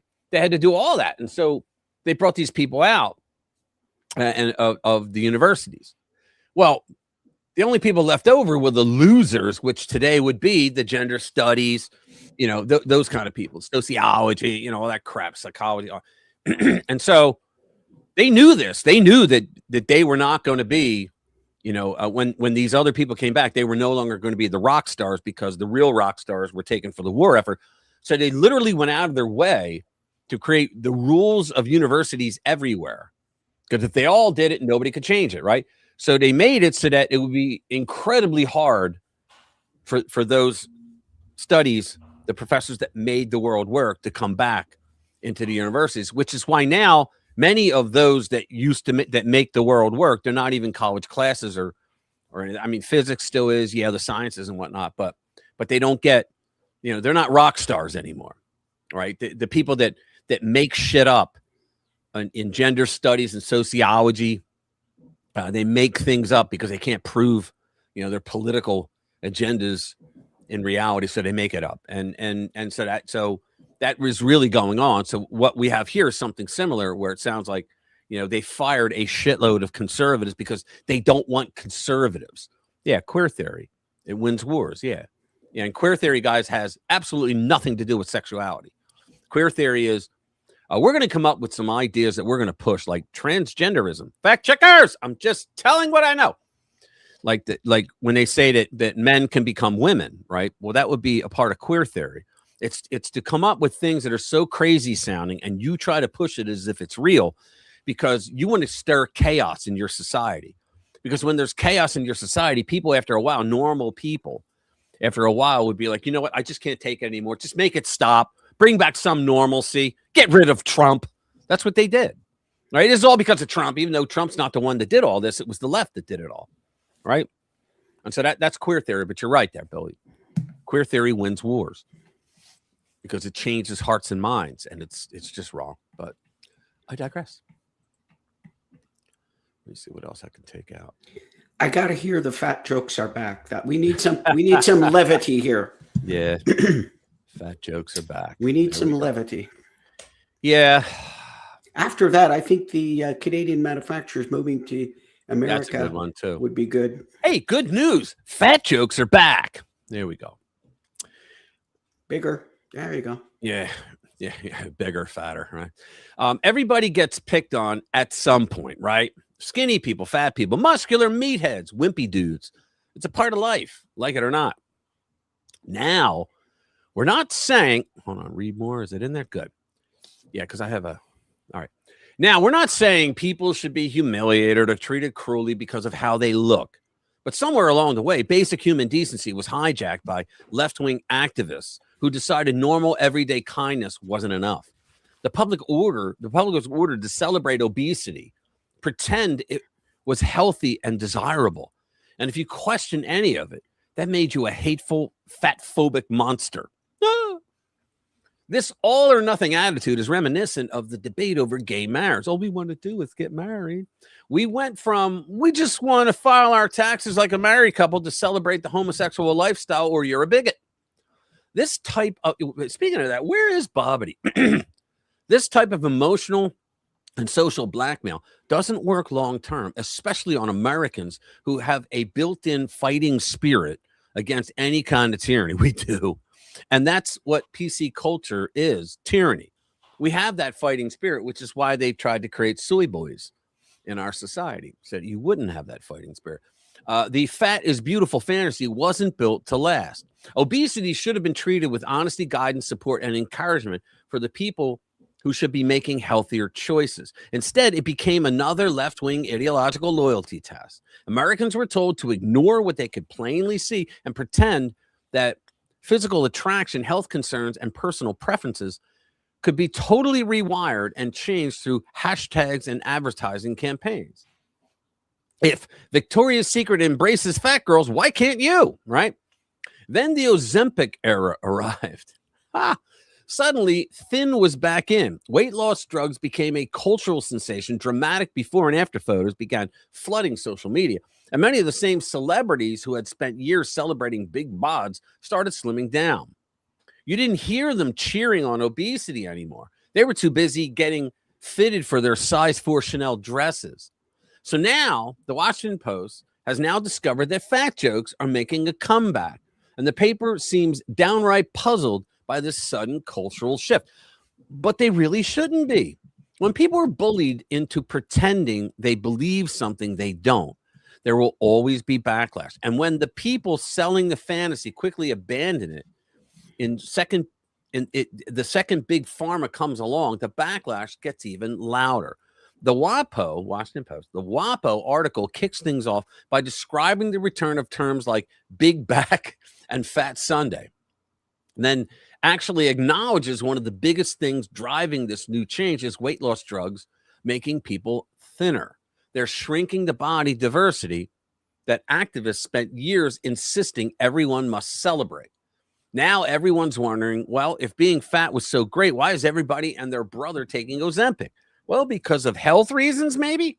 So from the WAPO, Cindy Noir, 30, scrolled through TikTok, videos of thin people calling themselves big back or taking a fat Sunday piled up.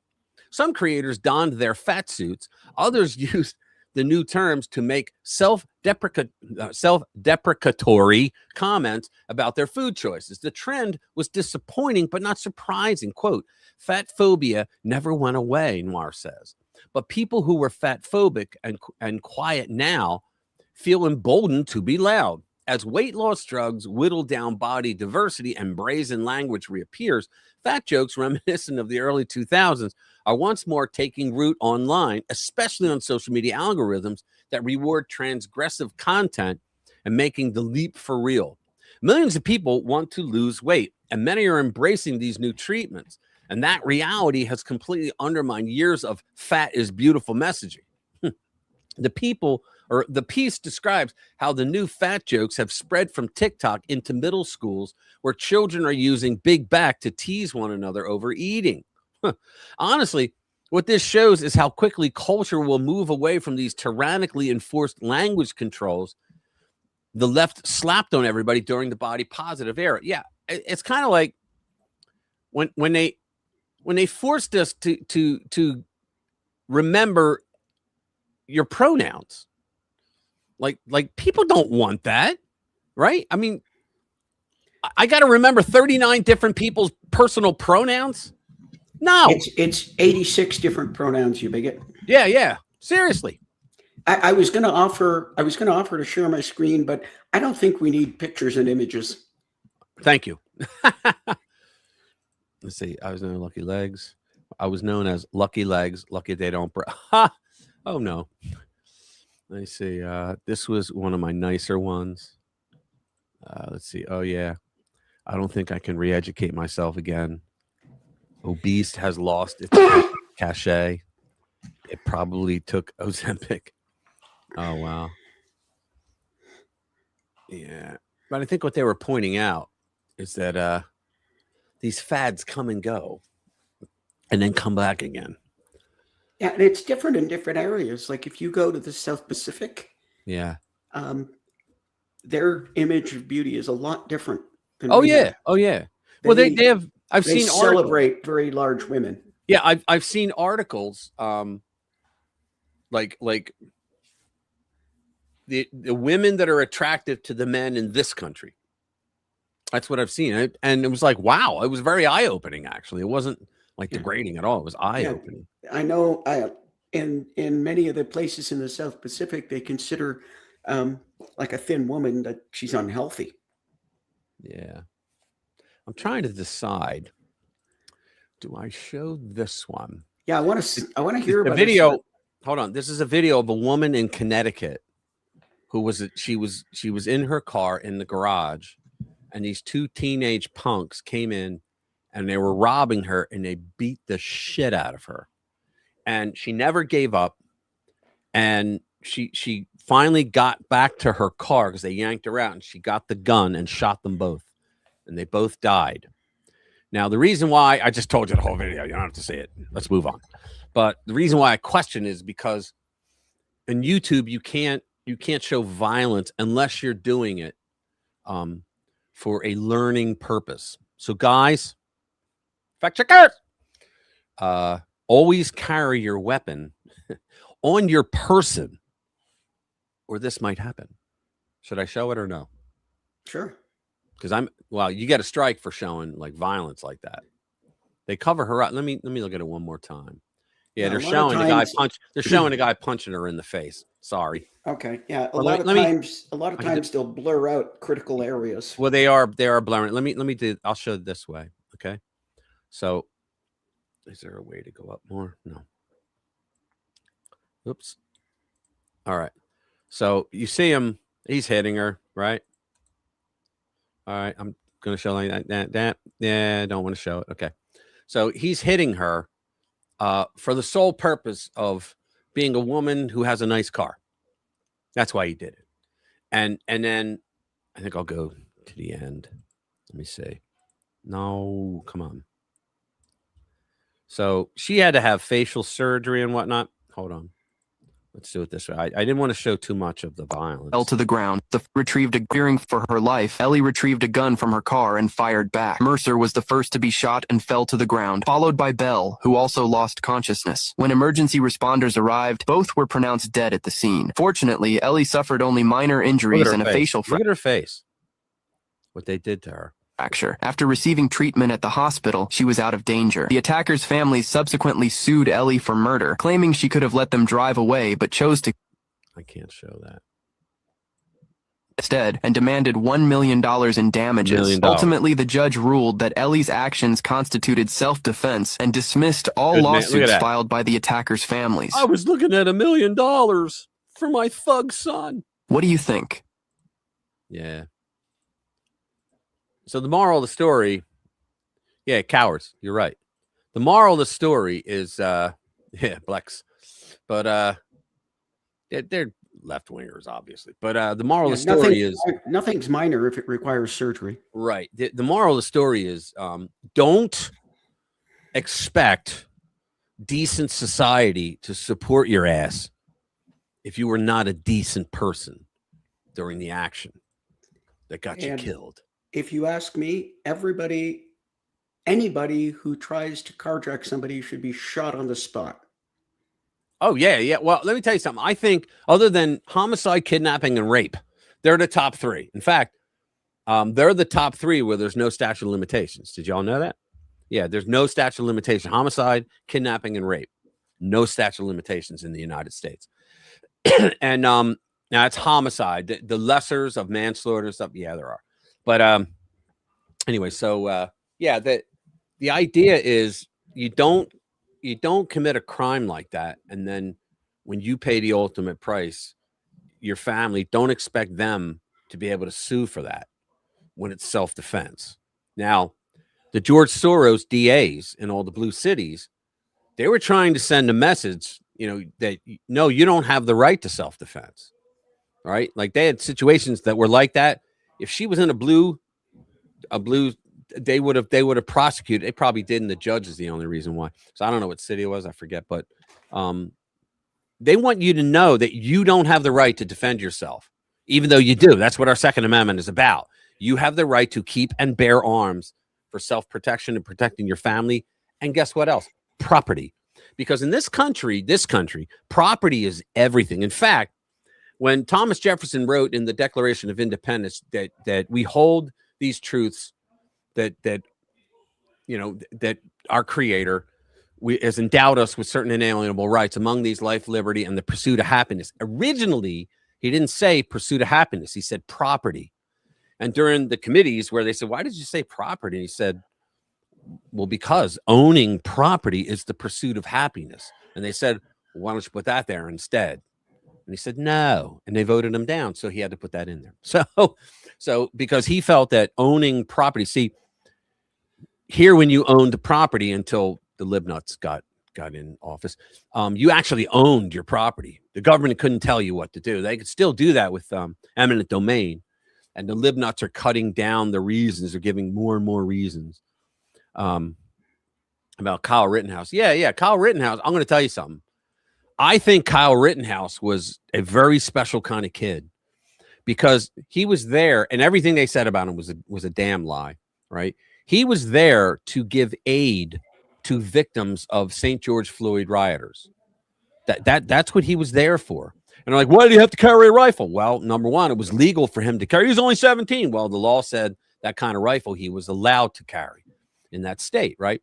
He's not even from Kenosha. Well, yeah, he is, because his father lives in Kenosha. And when he stays with his father, he's a Kenoshan. All right. So he was. Yeah, and he took it across state lines, which he didn't. Right, which he didn't. That's exactly right. Thank you. Yeah, he did not take it across state lines, right? It was there at his father's the whole time. But what he was doing was he was rendering first aid. He was also, earlier in the day, when it was daytime before the animals came out, he was part of the people that were helping to paint over the graffiti on all the businesses that had graffiti on them from the night before. I mean, there's video of him doing it. He was just painting, and somebody called his name, and he turned around, you know, and he was painting the wall with a bunch of other people trying to help businesses that were being attacked. He was going around with the first aid kit and the rifle on his back, and he like yell over, "You all right?" And they're like, "No, they got hurt, rioters." And he'd come over and he'd render first aid for them. And then he was chased around because he was helping people. What really started, there was a dumpster fire. There was a dumpster on fire. The a-hole set a dumpster on fire, and he came over and was spraying it out. He found a fire extinguisher, and he started putting it out. They're like, what the fuck are you doing?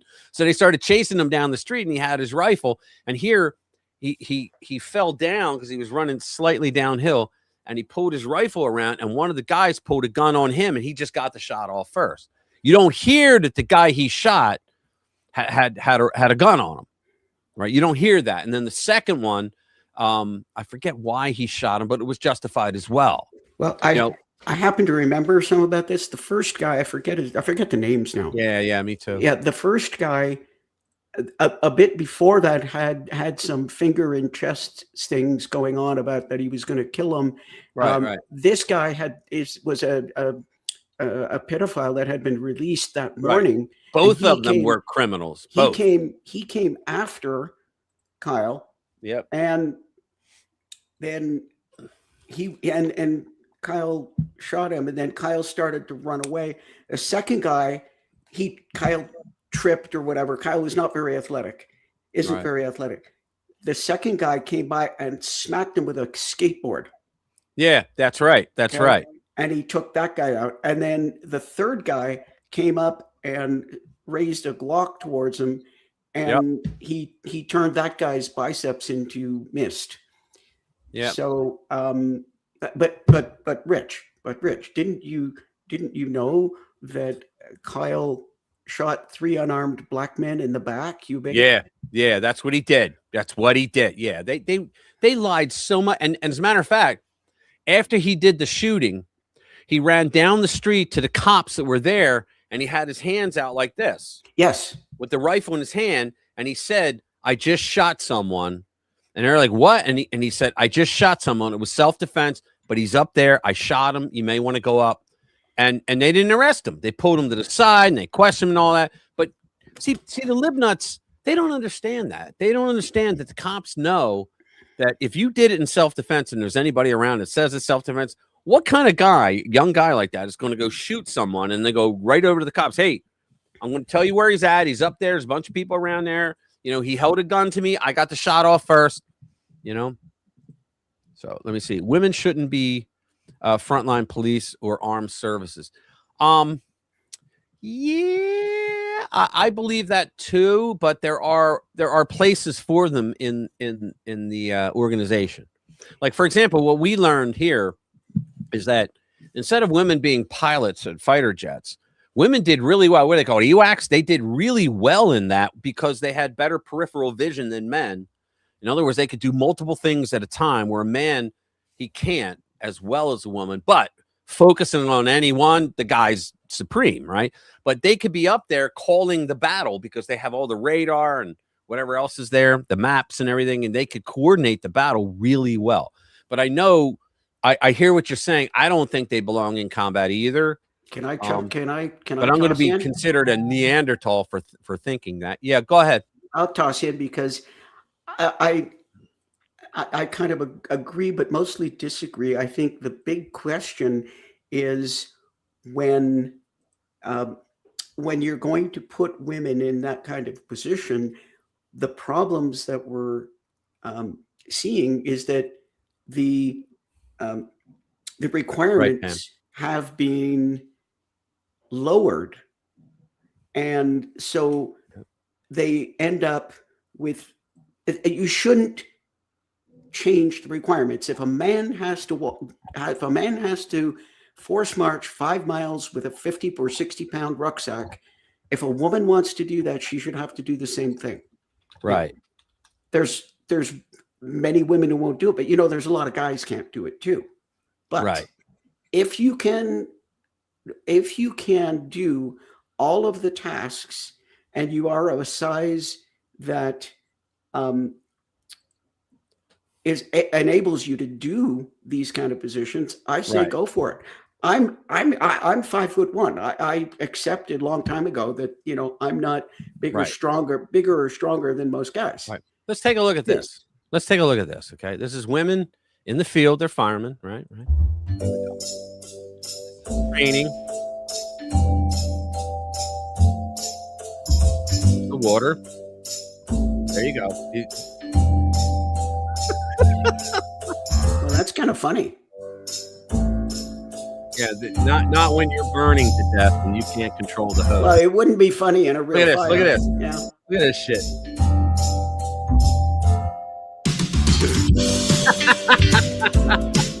Seriously. Yeah. As I said, probably get dinged for that music. As I said, if women are going to do that, they have to have the same capabilities. Let me tell you something. There's one in the UK that I saw. I'm going to try to find it. And it's these women police officers, and they're trying to bang in a house, right? And there's this bloke that's over there, and he's filming him. He's going, "Wait a minute, there's 3 of you. Can't get through the door. You call yourselves police or whatever, constables or whatever the hell he called." It was hilarious. I got to find that one. But, you guys will love that. You mentioned fighter jets, but that's probably one frontline combat arms position that women can actually do pretty well. Right. Because it requires finesse and fine control. And like I say, as long as you can show me that you can do the job, you're big enough, heavy enough, strong enough, smart enough. You know what happened out in LA? They had the women firemen, the ones that were trying to be firemen and police. They couldn't go through the whole course. And so there was a 9-foot wall. You had to be able to scale a 9-foot wall. Right. And so the women couldn't do it because they didn't have the upper body strength. They just couldn't do it. Right. And so instead of saying, "I'm sorry, you can come back and try again, but for now you're not going to be in the program." Right. And so what did they do in LA? Come on, it's LA, guys. What did they do? They literally came out with a story and said, well, there are no 9-foot walls in all of Los Angeles that a police officer or a firefighter would have to scale. Therefore, we're going to get rid of that in the training. And it had nothing to do with the size of the wall. Let me see. What's this? I could sit in the rucksack.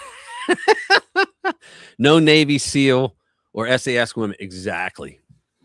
I am not a feminist. I like being a woman and being pampered. LOL, just saying. I mean, there's nothing wrong with being a woman and being taken care of either. Can I pamper you? Like I said, I accepted a long time ago. I'm petite. Okay. What the hell do they want? They are not magic. Do something, or you're better suited to. Don't try to be men. Exactly right. Well, exactly. Don't try to be men. The other part of it is I don't want to see our wives, daughters, girlfriends, nieces coming home in body bags.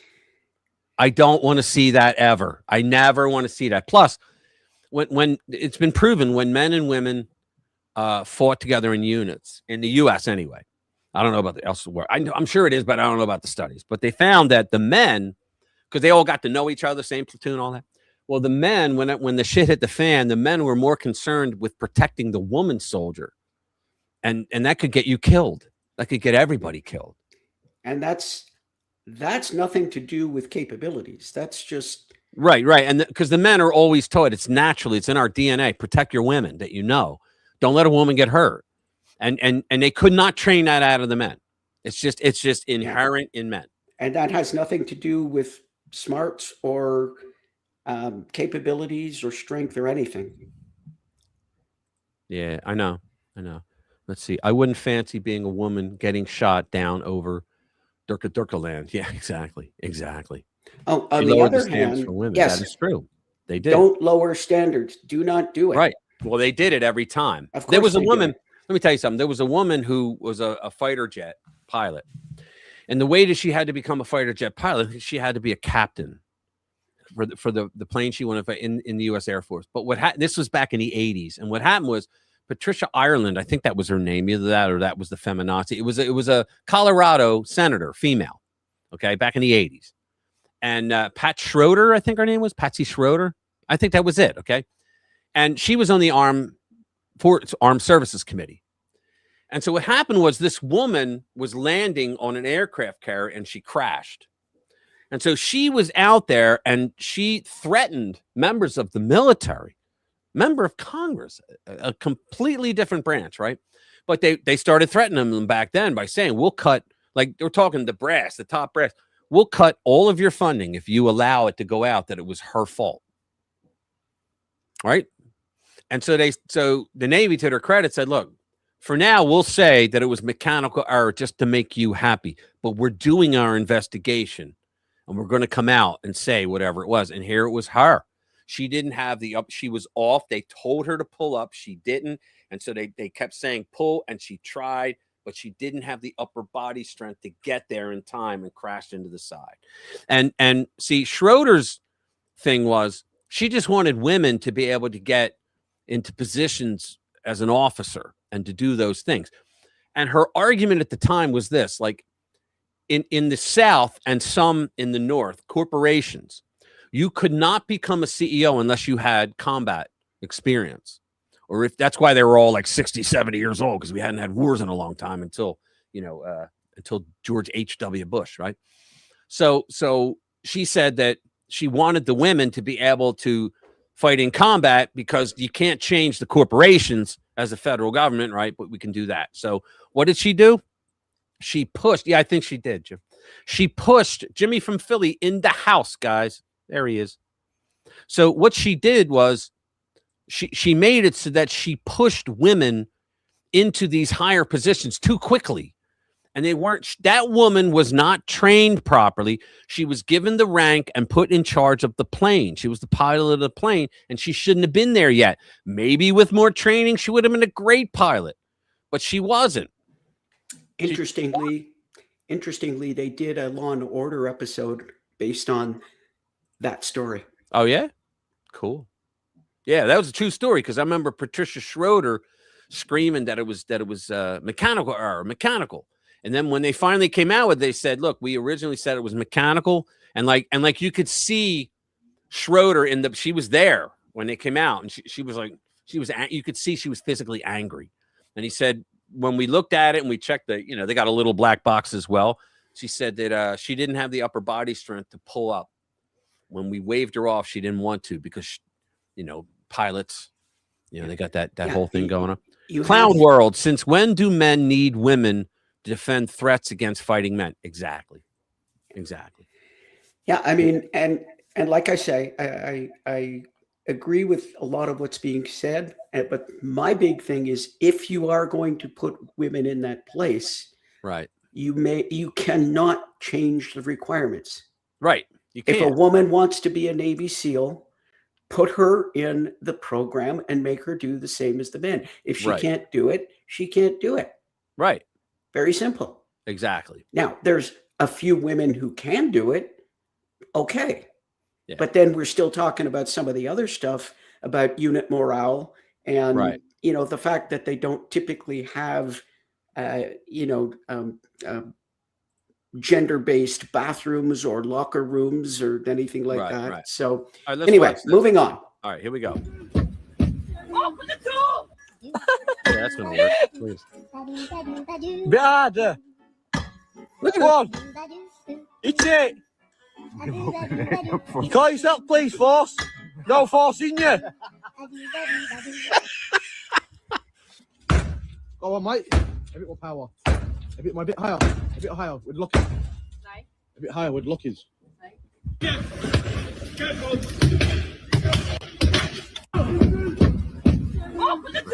I love that. Jesus, bro, where did they find these women? I could do 10 times better than that. I'm telling you. Let's see. I think this is the one. Yeah, I think. Hold on. Which one is it? I think this is. Yeah, this is the one where the guy just busts their balls. You got to see this. I just love it. Let me see. Which one is it? Up top? Yeah, fails to get in. Here we go. It's the same women, but look at this. Look. These women struggling to enter the property. Look.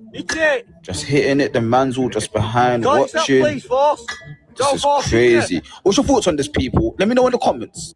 Don't scroll up. Look at this. It was a longer one. I'm sorry, guys. I just wanted to find it, but I can't.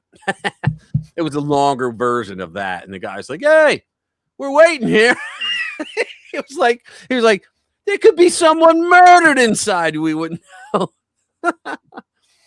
Funny. Let's see, hero. Hey, what's up, Special K? I'm clicking on his post and didn't realize he's here. How you doing, man? Good to see you. Thanks for being here. Appreciate it. Hello, Jimmy. How are you? Been thinking about you and checking if you are streaming. Yeah, Jimmy, text me your email. Let me say, I don't care about women's feelings, their lives, and more. Yeah, I mean, that's what we were talking about, and unit morale. Yeah, unit morale is something. Yeah, know your limits. There you go. Exactly. If I was that female officer, I'd be embarrassed. Yeah, I mean, come on. I know. I will say one last thing about this, though. The feckin' freak. See woman sunk in. Yes, Linda. I want to say one last thing about this because thank you, brother. The most arrogant and intolerant police officers that I've ever run into are women. They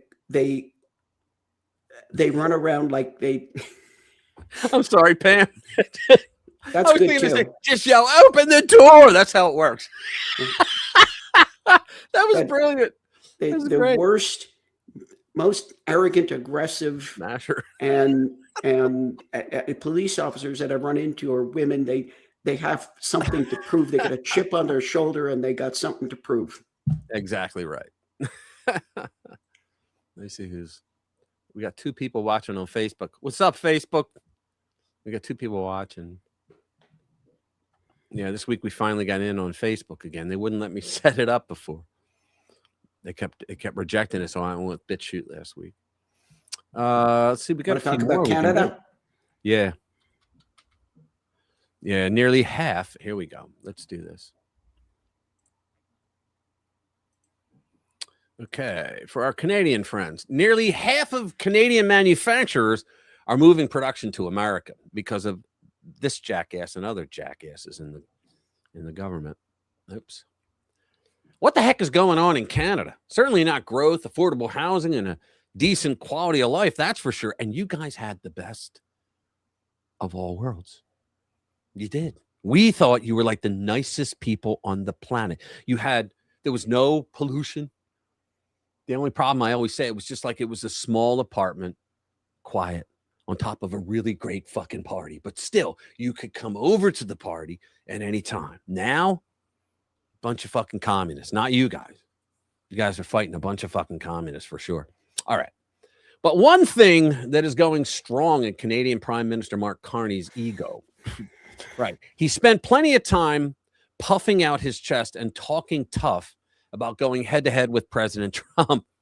Canada said they'd stand strong, resist American pressure, and find new friends and trading partners somewhere else. In some alternate universe, Ottawa convinced itself it could simply turn away from the enormous consumer market sitting right next door and replace it with a few handshakes and trade missions to Europe. Yeah, what about all those logistics, right? That may have sounded cute in a speech, but factories don't run on Mark's political ego. They go where the customers, workers, energy, taxes, regulations, and business conditions make the most sense. And right now, a stunning number of Canadian manufacturers have apparently decided that place is America. Tell the freaking libnuts who keep trashing Trump because they don't want to pay over $4 a gallon of gas. But the jobs are all coming here because he set it up that way. He spent the first year setting it up that way. A new KPMG survey, KPMG from India, survey found that whopping 42% of Canadian manufacturers have either moved production to the US or are considering doing it in the future. Nearly 6 in 10 have paused, reduced, or completely canceled capital investments, and 42%, 42, have pulled back on research and development. More than half say they're operating in endurance mode. Yikes. So much for teaching President Trump a lesson, eh? This is a disastrous shift for Canada, who's already flailing with a weak job market and skyrocketing housing costs. Liberalism. As it's, Satan one day was urged to fashion a way of life to help him conquer the world. Responding greedily, he named it liberalism. As it now stands, 29% of the Canadian manufacturers surveyed have already moved some production to the United States. Another 13% are getting ready to do the same within the next 2 years. Canadian manufacturers were already struggling with high taxes, backbreaking regulations, expensive energy, weak investment, and that ghastly, unaffordable housing market we mentioned earlier. See, this is what liberals worldwide do, left-wingers. They've run out of ideas on how to make your life better. So what do? They have to justify their existence. So they do regulations. Well, we have to think of the children. We can't harm the children. We got to have regulations. You guys can't just do anything when you're manufacturing shit that we need, right? Energy, investments, right? All that shit, right? That's the problem. That's the mental illness with liberalism. They don't really realize that they're screwing everybody. So they also have a government that seems way more interested in the globalist agenda than creating an environment where local businesses can actually thrive. That's the history of liberalism. But honestly, the most damning number is this one. 61% of Canadian manufacturers say their businesses can't survive without access to the American market. Carney can fly to Europe and shake every hand in Brussels that he can find, but he can't magically replace the largest consumer market in the world, which is Trump's the only one in the last 80 years that realized that that's our superpower. We have consumers, and Americans have the kind of money where we can buy bullshit stuff like a rock that says, I am, right? A Christian rock that says, I am. I had the money to buy that. Most people wouldn't do that shit, but we do, and that's why we're the biggest market. Everybody wants to come here.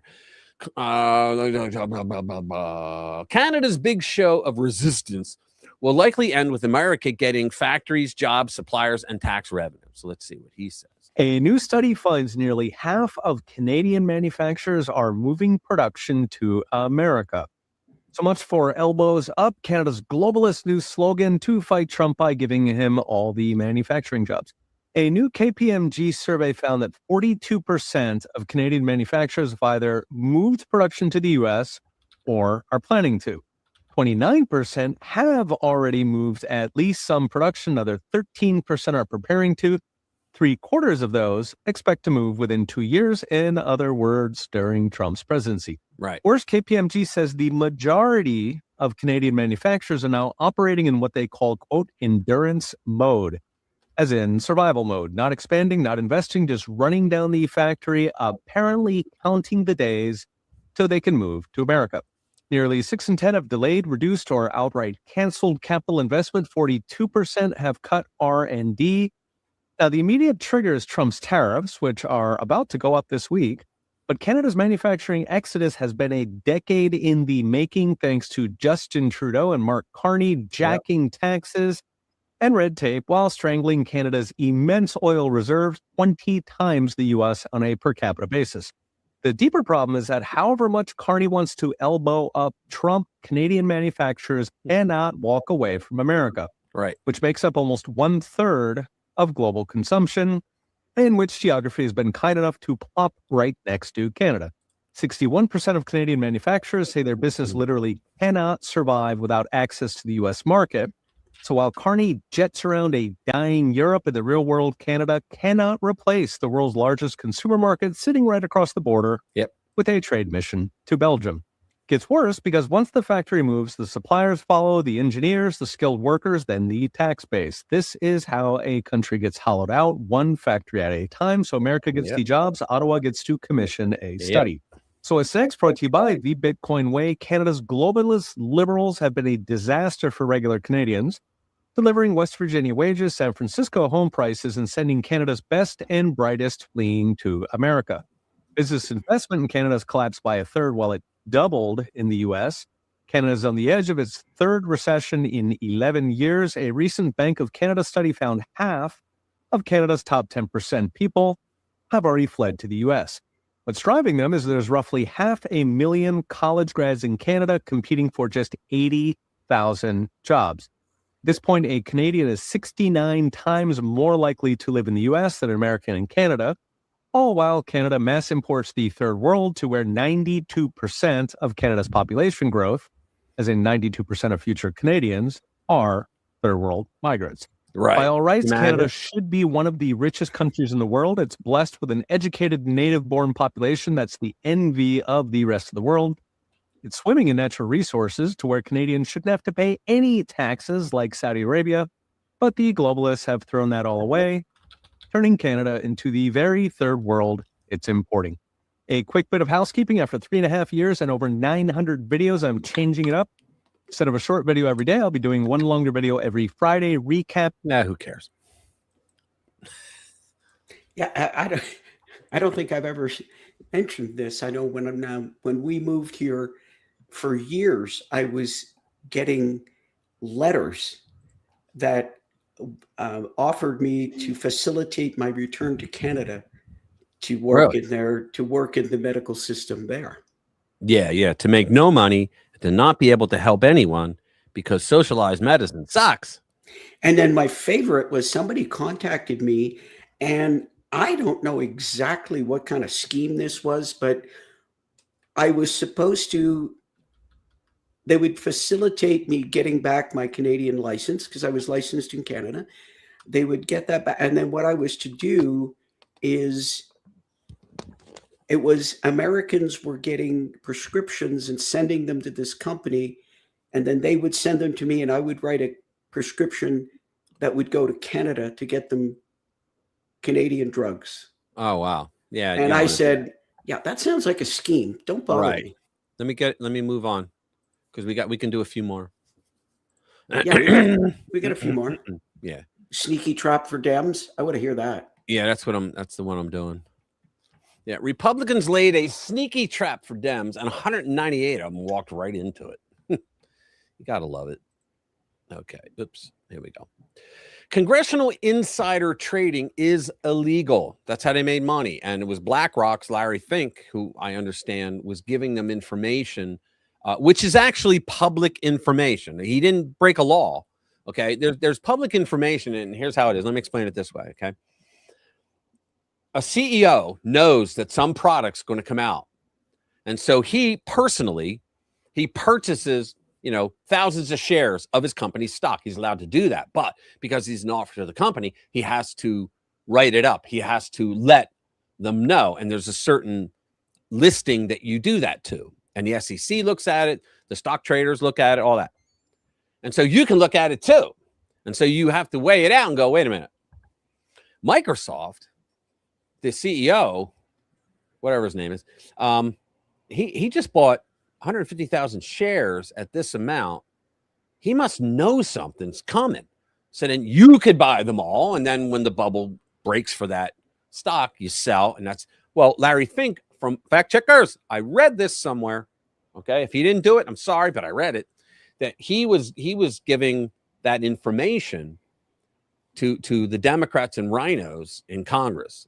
And that's how it really wasn't insider trading because there was no insider.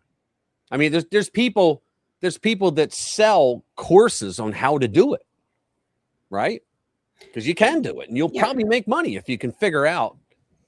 But Rich, we're talking about the same people who make the laws that affect the companies that they buy stock in. Oh, I know. But the thing is, before he started doing that for them, and why would Larry Fink do that? Why do you think? So that they would never make laws against him and his company, so that they wouldn't go after him when he started pushing ESG on oil, so that they wouldn't tone him back when he destroyed Bud Light with the ESG shit. Oh, cool. Bubbles for the win. Yeah. Okay. So let's see. Congressional insider trading is illegal. The problem is that lawmakers have found all kinds of workarounds. Exactly. They have access to information, influence, and insider government decisions that move markets. That's what I was talking about. This allows them and their families and buddies to build stock portfolios that skyrocket. Of course, this is a scheme regular Americans don't enjoy. We've watched politicians saunter into Congress with a net worth of $300,000, and a year later, they're millionaires. Americans are angry. So in walks HR 7008, the Stop Insider Trading Act, or CETA. This is Congress's attempt to finally do something about it. The bill passed the House by a vote of 232 to 198, with 13 Democrats joining Republicans in support. Good. Yes, you read that right. 198 Dems voted against it because they're making the money. But let's look under the hood and see what this bill does and doesn't do. The bill finally draws a line. Members of Congress, their spouses and their kids, so then they'll get their next door neighbor or their wife's manicurist or the gym coach at their kid's school. Their second cousin. Right. And their kids won't be allowed to buy new individual stocks. And lawmakers, because of the IPOs, that was another thing, that the info they were getting from others. And lawmakers can't dodge the ban by using options, derivatives, or other Wall Street trick to make basically the same bet under a different name. They could still sell the stocks they own already, but they'd have to announce the sale 7 to 14 days ahead of time. Ha! Can you imagine? And if they get caught breaking the rules, they could be fined at least $2,000 or 10% of the trade, whichever's higher. That's good. And they'd have to hand over any money they made from it. That part is progress. But it's not all roses and sunshine. The truth is, this isn't the sweeping ban many Americans wanted to see. For starters, lawmakers wouldn't be forced to sell the stocks they already have. They could keep their existing portfolios, continue collecting dividends, and eventually sell those investments after providing the advance notice we mentioned above. The bill also doesn't impact the president, vice president, or other parts of the executive branch.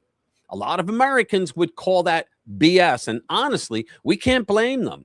It's like taking away the chocolate bar after they've already eaten most of it and telling everyone the problem has been solved.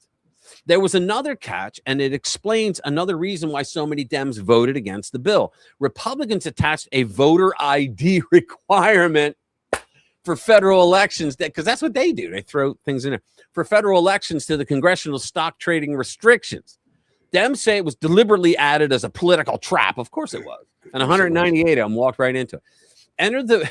Either vote for voter ID, which most of them strongly oppose, or vote against a popular measure restricting congressional stock trading and hand Republicans a perfect ad campaign.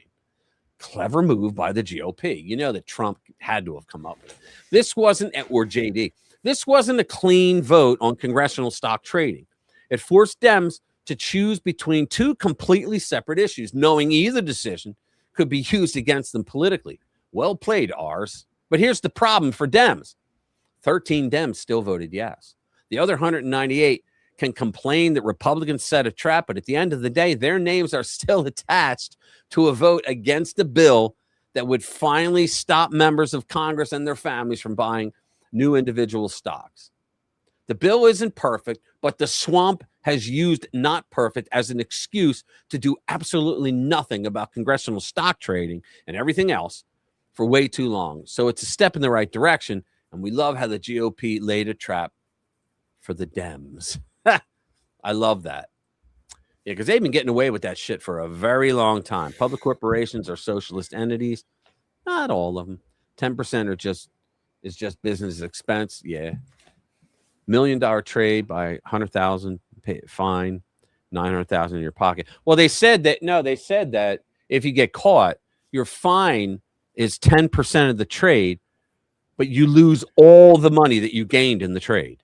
Yeah, That's what I just read that. Yeah, you lose everything. In other words, you lose it all, but you also get fined. So if you make $1 million in the trade, you lost $1 million and you get fined $100K at the same time. That's a pretty strict bill when you think about it. It's crazy. So how about the left will never understand shall not be infringed? I swear to God, we're like in tune tonight. It's the next one. We're on the same. We're on the same roll. We are, bigot. All right. So the left will never understand thou shall not be infringed. Okay. The Second Amendment, which is why I say the feds can't have gun laws. That's infringing your right. A gun law. I don't give a shit. Infringe doesn't mean, oh, it's got to be really, really bad in order to infringe. No, infringe means infringe, right? As a woman who lives on her own with her children, the ability to protect myself and my family is paramount. That was thrown into sharp relief this spring when someone tried to break into my house, and the response from police, even after someone gave me the name of the suspect, was, in a word, lackluster. See, because he didn't damage my property, but was clearly caught on video trying to get into my windows, going so far as to move a trash can underneath one in a failed attempt to climb it. There really wasn't a crime committed. But maybe they'd increase patrols in my neighborhood for a while. Gee, thanks. Thankfully, our brilliant founding fathers enshrined my right to keep and bear arms in our Constitution, not only to deal with the tyrannical government, but to make up for that government's inability and unwillingness to protect us from the criminals they don't throw behind bars. You'll be not shocked to learn that the suspect had a lengthy rap sheet and had just been released from prison again right before he tried breaking into my house. I mean, he wasn't at a Christian Science monitor meeting, right? Anyway, even if the Democrats, even if my college days when I was more liberal, the Democrats, I was always strongly in favor of gun rights. The notion that just because someone else does something bad with a gun means an innocent person must be punished never sat well with me. That's exactly right. Some asshole goes into a school and shoots people up and they go, we got to take all your guns. Why? All of us didn't commit a crime. It was the guy that you refused to keep in prison who committed the crime, right? So now that I'm more conservative, my support of the Second Amendment is even stronger. Of course it is. That's why when anti-gun leftists tell me they just want common sense gun, there's no such thing. I say, no, thank you. The condescension of this is my favorite part of this post by speaker and advocate Kyrie Pennebaker. Dear responsible gun owners, the laws we are asking for would not touch you. Right. Background checks. Right. Safe storage. Right. Red flags. Right. If your rifle is locked and your record is clean, the only thing you lose is a talking point. Nonsense. Red flag laws, for those that you don't know, means that your neighbor can say, you know what? He had his gun out back. He was cleaning it, but that motherfucker could have gone off and could have hurt the children. Right. And then the cops come with the flag laws and they take all your guns. They confiscate them and you never see them again, even though you're not charged with anything. That's a type of a red flag law. And that's what they want. You know, that's exactly what they want. Yeah, so they keep saying, these laws would never touch you. A background check touches me. Right. It's safe storage. You got to, Mr. Burglar, hold on, please. What's that fucking combination? You know, hold on. Yeah. Come on. And red flag laws where your neighbor who you pissed off because you left your trash out a little too long and it smelled. He has a gun outside and I know he's going to use it. Red flag laws. That's what they use. Or an ex-girlfriend or thank you. Or an asshole boyfriend. Yeah. Or your kid's teacher when the kid lets it slip that you got a gun at home. Right. Right. I mean, that's what, and he's saying it won't touch you. Horse shit. Of course. Balls. Yeah. Even under this scheme, I already lose my Second Amendment rights and the sanctity of the Fourth Amendment too. How else do we think they know if my rifle is locked? Exactly. And you have some of the libnuts that are running. They're saying, we're going to come into your homes to make sure. They're saying that shit. Read the next paragraph. Yeah, someone would have to come into my home to inspect it, of course. Kamala Harris herself laid the groundwork for this in 2007. Yeah, she's the one. She told reporters, and that's the exact video that I was thinking of. Let's see if the video's there where this dumb bitch said that. Yep, here it is. Ready? Let's go to X to see this. Oh, come on. Why is there no sound? I got no volume, yeah. Why is there no sound? Oh, let's do it. Let's do it back here then. Share this tab. Let's see if we do it here. Yeah. Among everybody in the Listen to this. community, and just because you legally possess a gun in the sanctity of your locked home doesn't mean that we're not going to walk into that home and check to see if you're being responsible. Do you hear this shit? In the way you conduct your affairs. Have you heard? Can you believe that? That's just unreal to me. That's just unreal. That is just totally unreal. Yeah, and then you scroll down just a bit. Yeah, well, right on the same one. Yeah, right there. No, right there. And then back a little further down. That one. Yeah. And then she says, "Oh yeah, if somebody breaks into my house, they're getting shot." They're getting shot. Yeah, let's watch that. This is during the election. And look, I think for far too long on the issue of gun violence, some people have been pushing a really false choice to suggest you're either in favor of the Second Amendment or you want to take everyone's guns away. I'm in favor of the Second Amendment. No, you're not. And I'm in favor of assault weapons bans, universal background checks, red flag laws. That's called infringing on your Second Amendment right. And these are just common sense. These are just common sense. They always say that. Common sense gun reform. They say common sense because if you disagree with their gun reform, you don't have common sense. You're an idiot, baby. It was so powerful at the convention when you when you said, you know, you never saw her go, and you get a gun, and you get a gun, and you get a gun. You never saw her do that show. You have guns. No, at the I'd watched that one. I'm a gun owner. Tim Walz is a gun. I know that. Now, you know the two of them talked about that prior to. Because this was the show where all those libnut Hollywood people came in on the screens. Remember, she paid Oprah, I think it was $2 million to do this show, and her campaign also had to pay for the whole stage and all the electronics and everything to be set up for this, which left her campaign broke, if you remember. And then she had to get extra money pulled in by left-wing billionaires to run the rest of the campaign. She spent most of her money on this, and all those, she gave $1 million to every single one of those Hollywood celebrities that came in.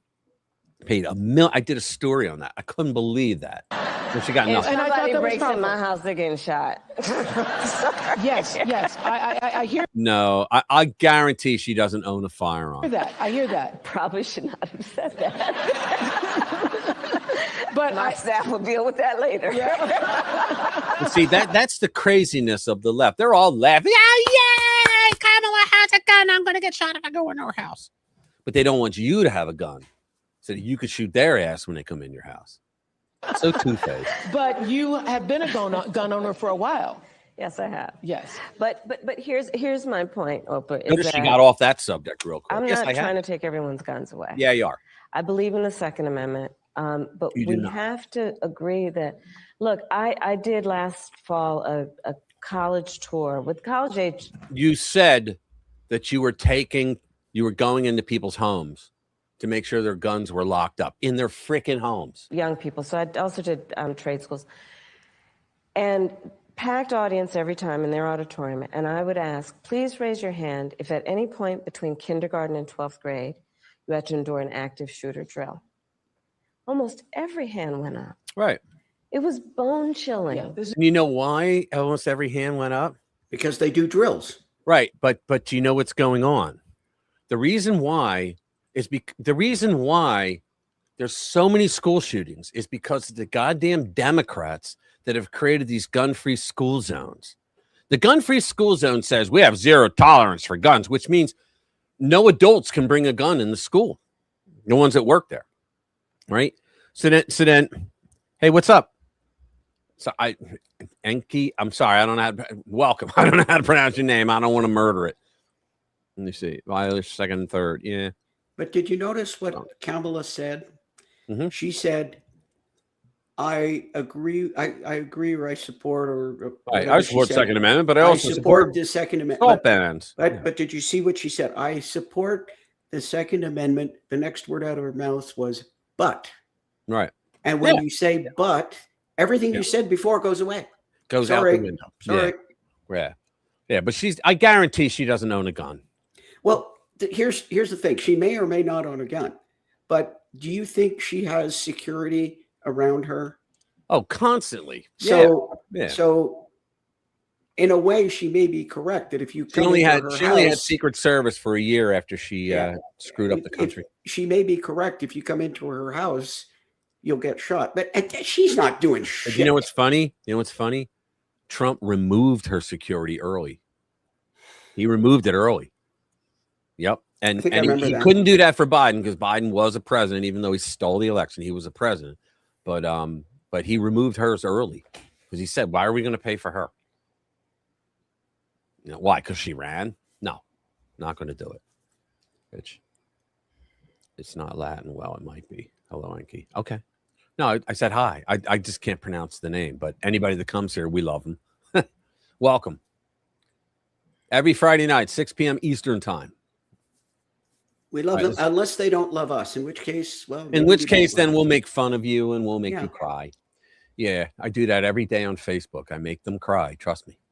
Let me see. We're in Connecticut, shot in Europe. Chaos, edge of chaos. You know, Union, live it over Mamdani's. Hold on, Democrat. Literally screams. Peak head seg. But it's a big mistake. Here we go. This is great. Let me get through the commercials. It's Rumble. Yeah, I've told you about the game where you talk to a liberal and you try to get them to contradict themselves within 5 minutes. Right. Oh yeah. Hold on. Okay. Because they're so hypocritical. Oh yeah. All right, let's watch this. This guy's going to scream at Pete Hegseth. Big mistake. When will you show leadership? What? Did you say something? Me? No. Oh, okay. Okay. Here we go. Right. When will you show leadership? We have leadership. When will you show Why don't you leadership? show some leadership and stand up to your fellow Democrats who won't fund the troops, who stand and play partisan politics while you don't give us the money? You want to stand up here and talk about the troops? You won't show any political courage to actually fund our department because you have Trump derangement syndrome and can't actually commit to anything meaningful. Love it. So I put this on you, Senator. Secretary Hegseth, Exactly. you have trillions. You have over $1 trillion. You're asking for $1.5 trillion. It's not a question of money. It's a question of leadership and understanding what it takes to actually win. Political cowardice of Democrats who won't fund the troops. Right. Exactly. God bless him. I knew he was going to be good in the job. And he is good in the job. I don't give a damn what anybody says. Okay. Let's see. When I come home, I'll be working with John Elliott McCauley and William Small in the city, help flip Philly red. Nice. Nice, brother. Yeah, give me a call, man. We got to hang. It's been too long.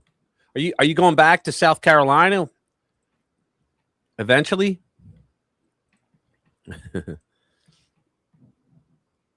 Yeah. All right. Let's play. Let's do another one. I want to get some of the good stuff in. Let's see. California's mail-in ballots, 150,000 of them rejected. Yeah. Oh, here's a good one. What's that? The COVID researchers. Oh yeah. That's a one. good. You guys are going to want to hear that. Yeah. All right. This is like a kick in the nuts for the establishment. All right.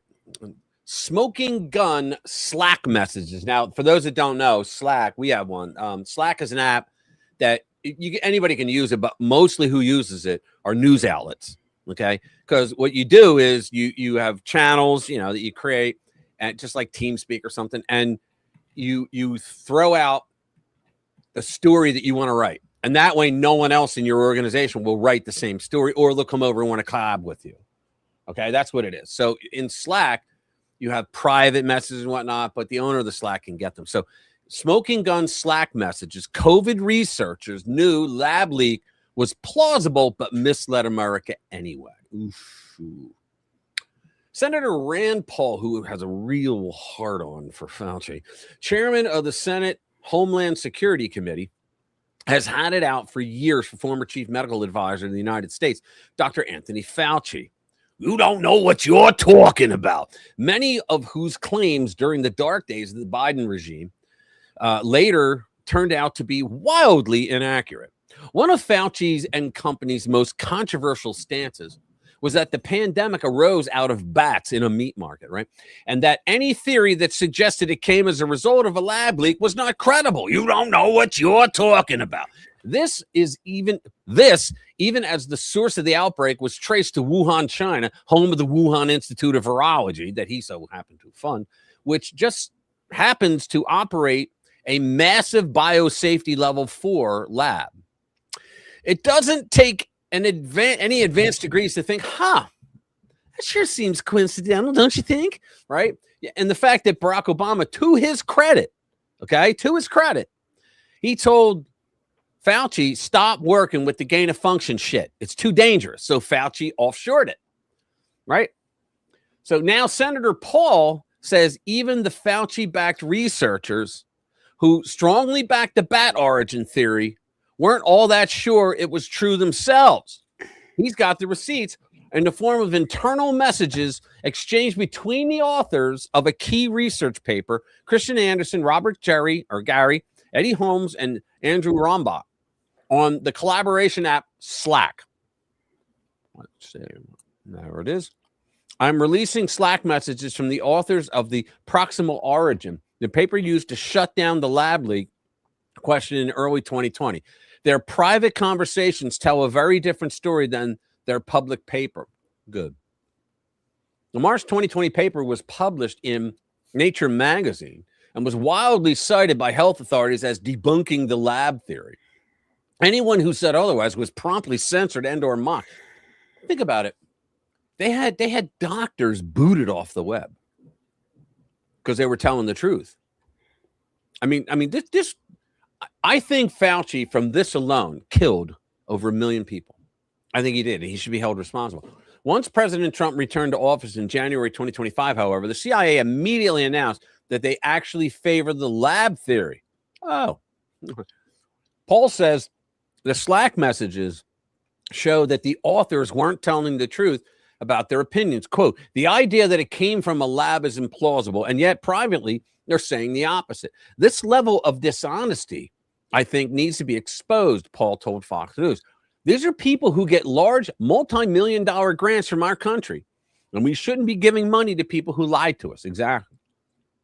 I think President Autopen, that pardon, should be taken away from Fauci. So what were they really saying behind closed doors? The authors publicly said there was no evidence SARS-CoV-2 was engineered.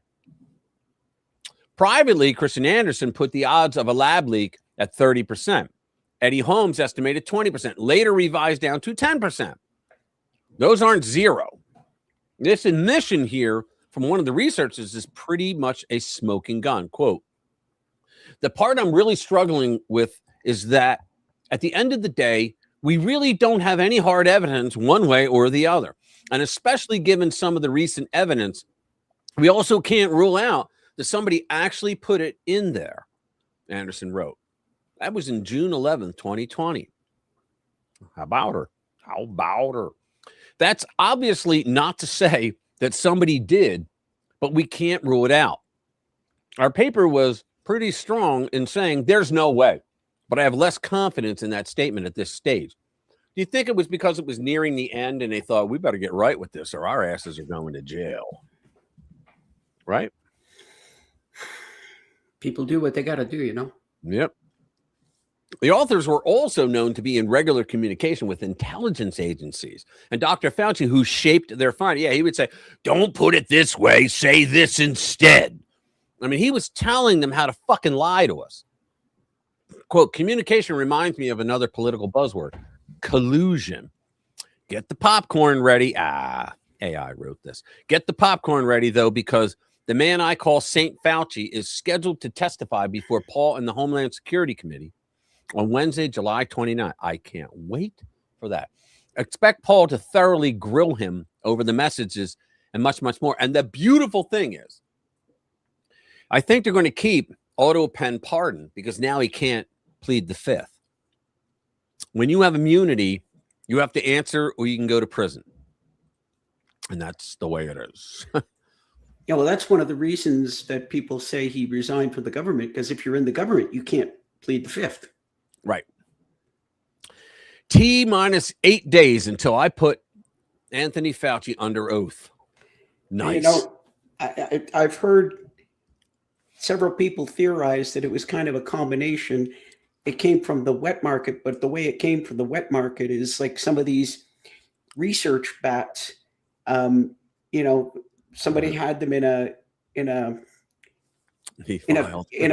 cart, and the orderly that was supposed to take them down for incineration lifted the lid of the cart and said, "Hey, these look like perfectly good bats. I can sell them at the wet market for $1 a piece." No, I doubt very much that's what happened, because Fauci. I don't know. Fauci sent that money.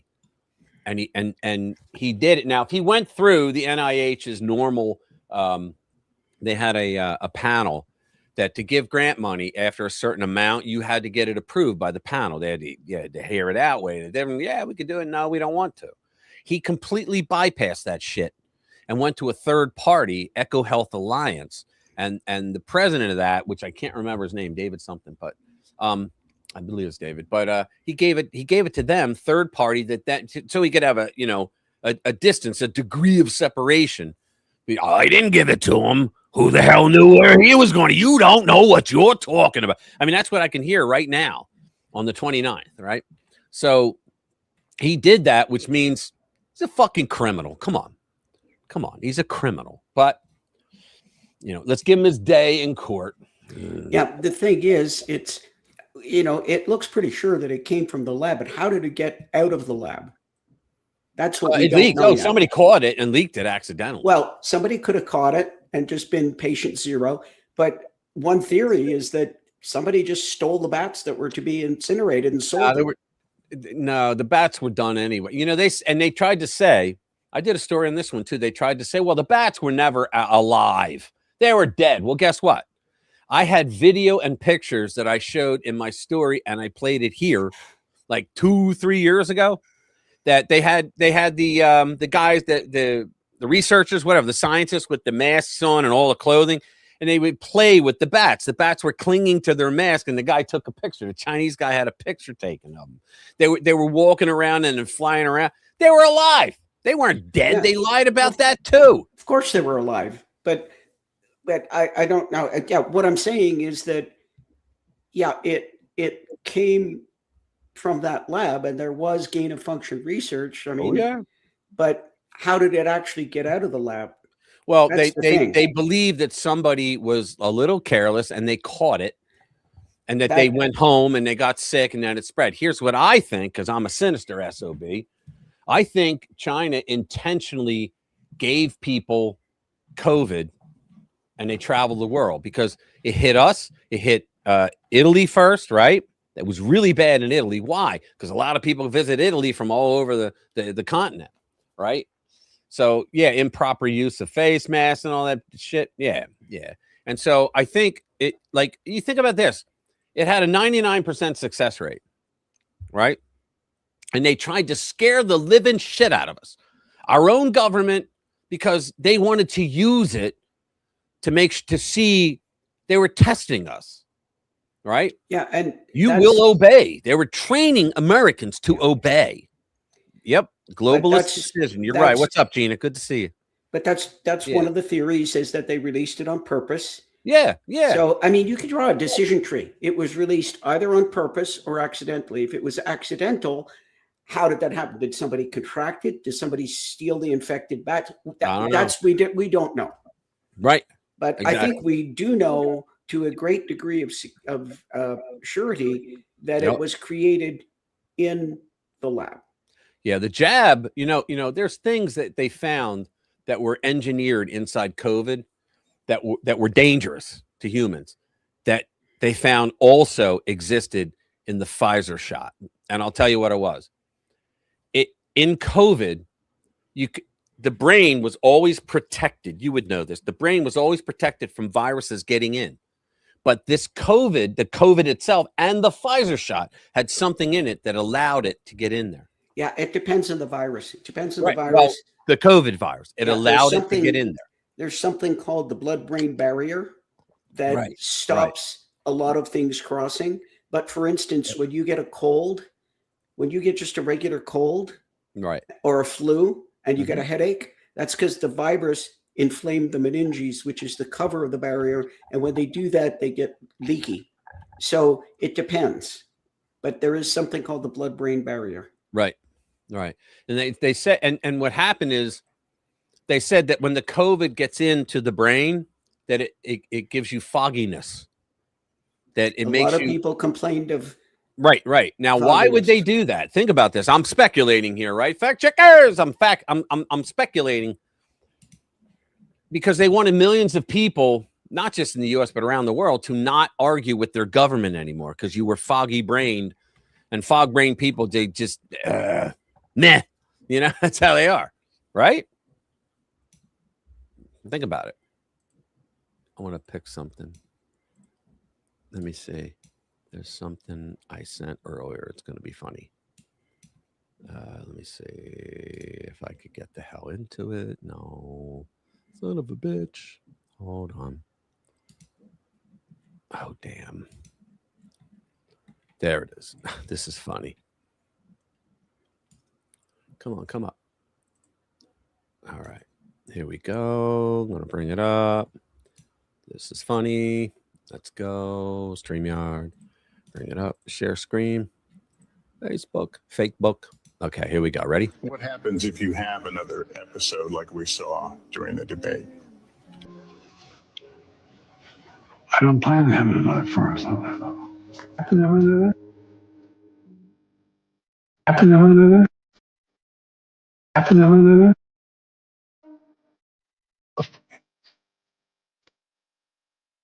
What happens if you Isn't that great? You remember that? I do. That was great. Come on. That was awesome. I do. Damn it. I need ivermectin now. Yeah. Yeah. I've got it like candy. Look, check it out. All those, that's all ivermectin. And that's like a quarter or a third, or no, it's like a quarter of what we have. So look at that. That's what I bought during saved my life, I think. New study came out on the effects of ivermectin. Yep. Yeah.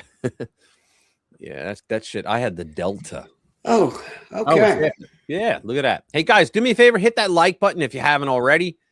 It absolutely helps. Appreciate it. Let me get into, let me see what we got here going on. Yeah. We got 14. All right. Yeah, do me a favor. Hit that like button and tell your friends about next week. Also, remember, I'm going to be doing 40 show tomorrow night. It'll be 5:30 Eastern time, I believe. I think it's 11 o'clock there, I believe. Yeah, I think I heard him say that. But I'll be there. It's the end of the month show, and I'll see you guys there. All right. You guys have a great weekend. Thank you for being here. We really appreciate it. All 3 hours you guys stayed. You guys are amazing. We love you all. Thank you for being here. Newcomers, thank you. Check out the videos during the week, and bring a friend next week. Tell your friends about the stream. We'd love to bring them in. Let's see. Put the tapeworm out of your System is down. That's funny. System of a Down. Yeah. I like a lot of their stuff. All right, guys, we're out of here. Have a great weekend. Love you all. Take care, man. See you tomorrow night.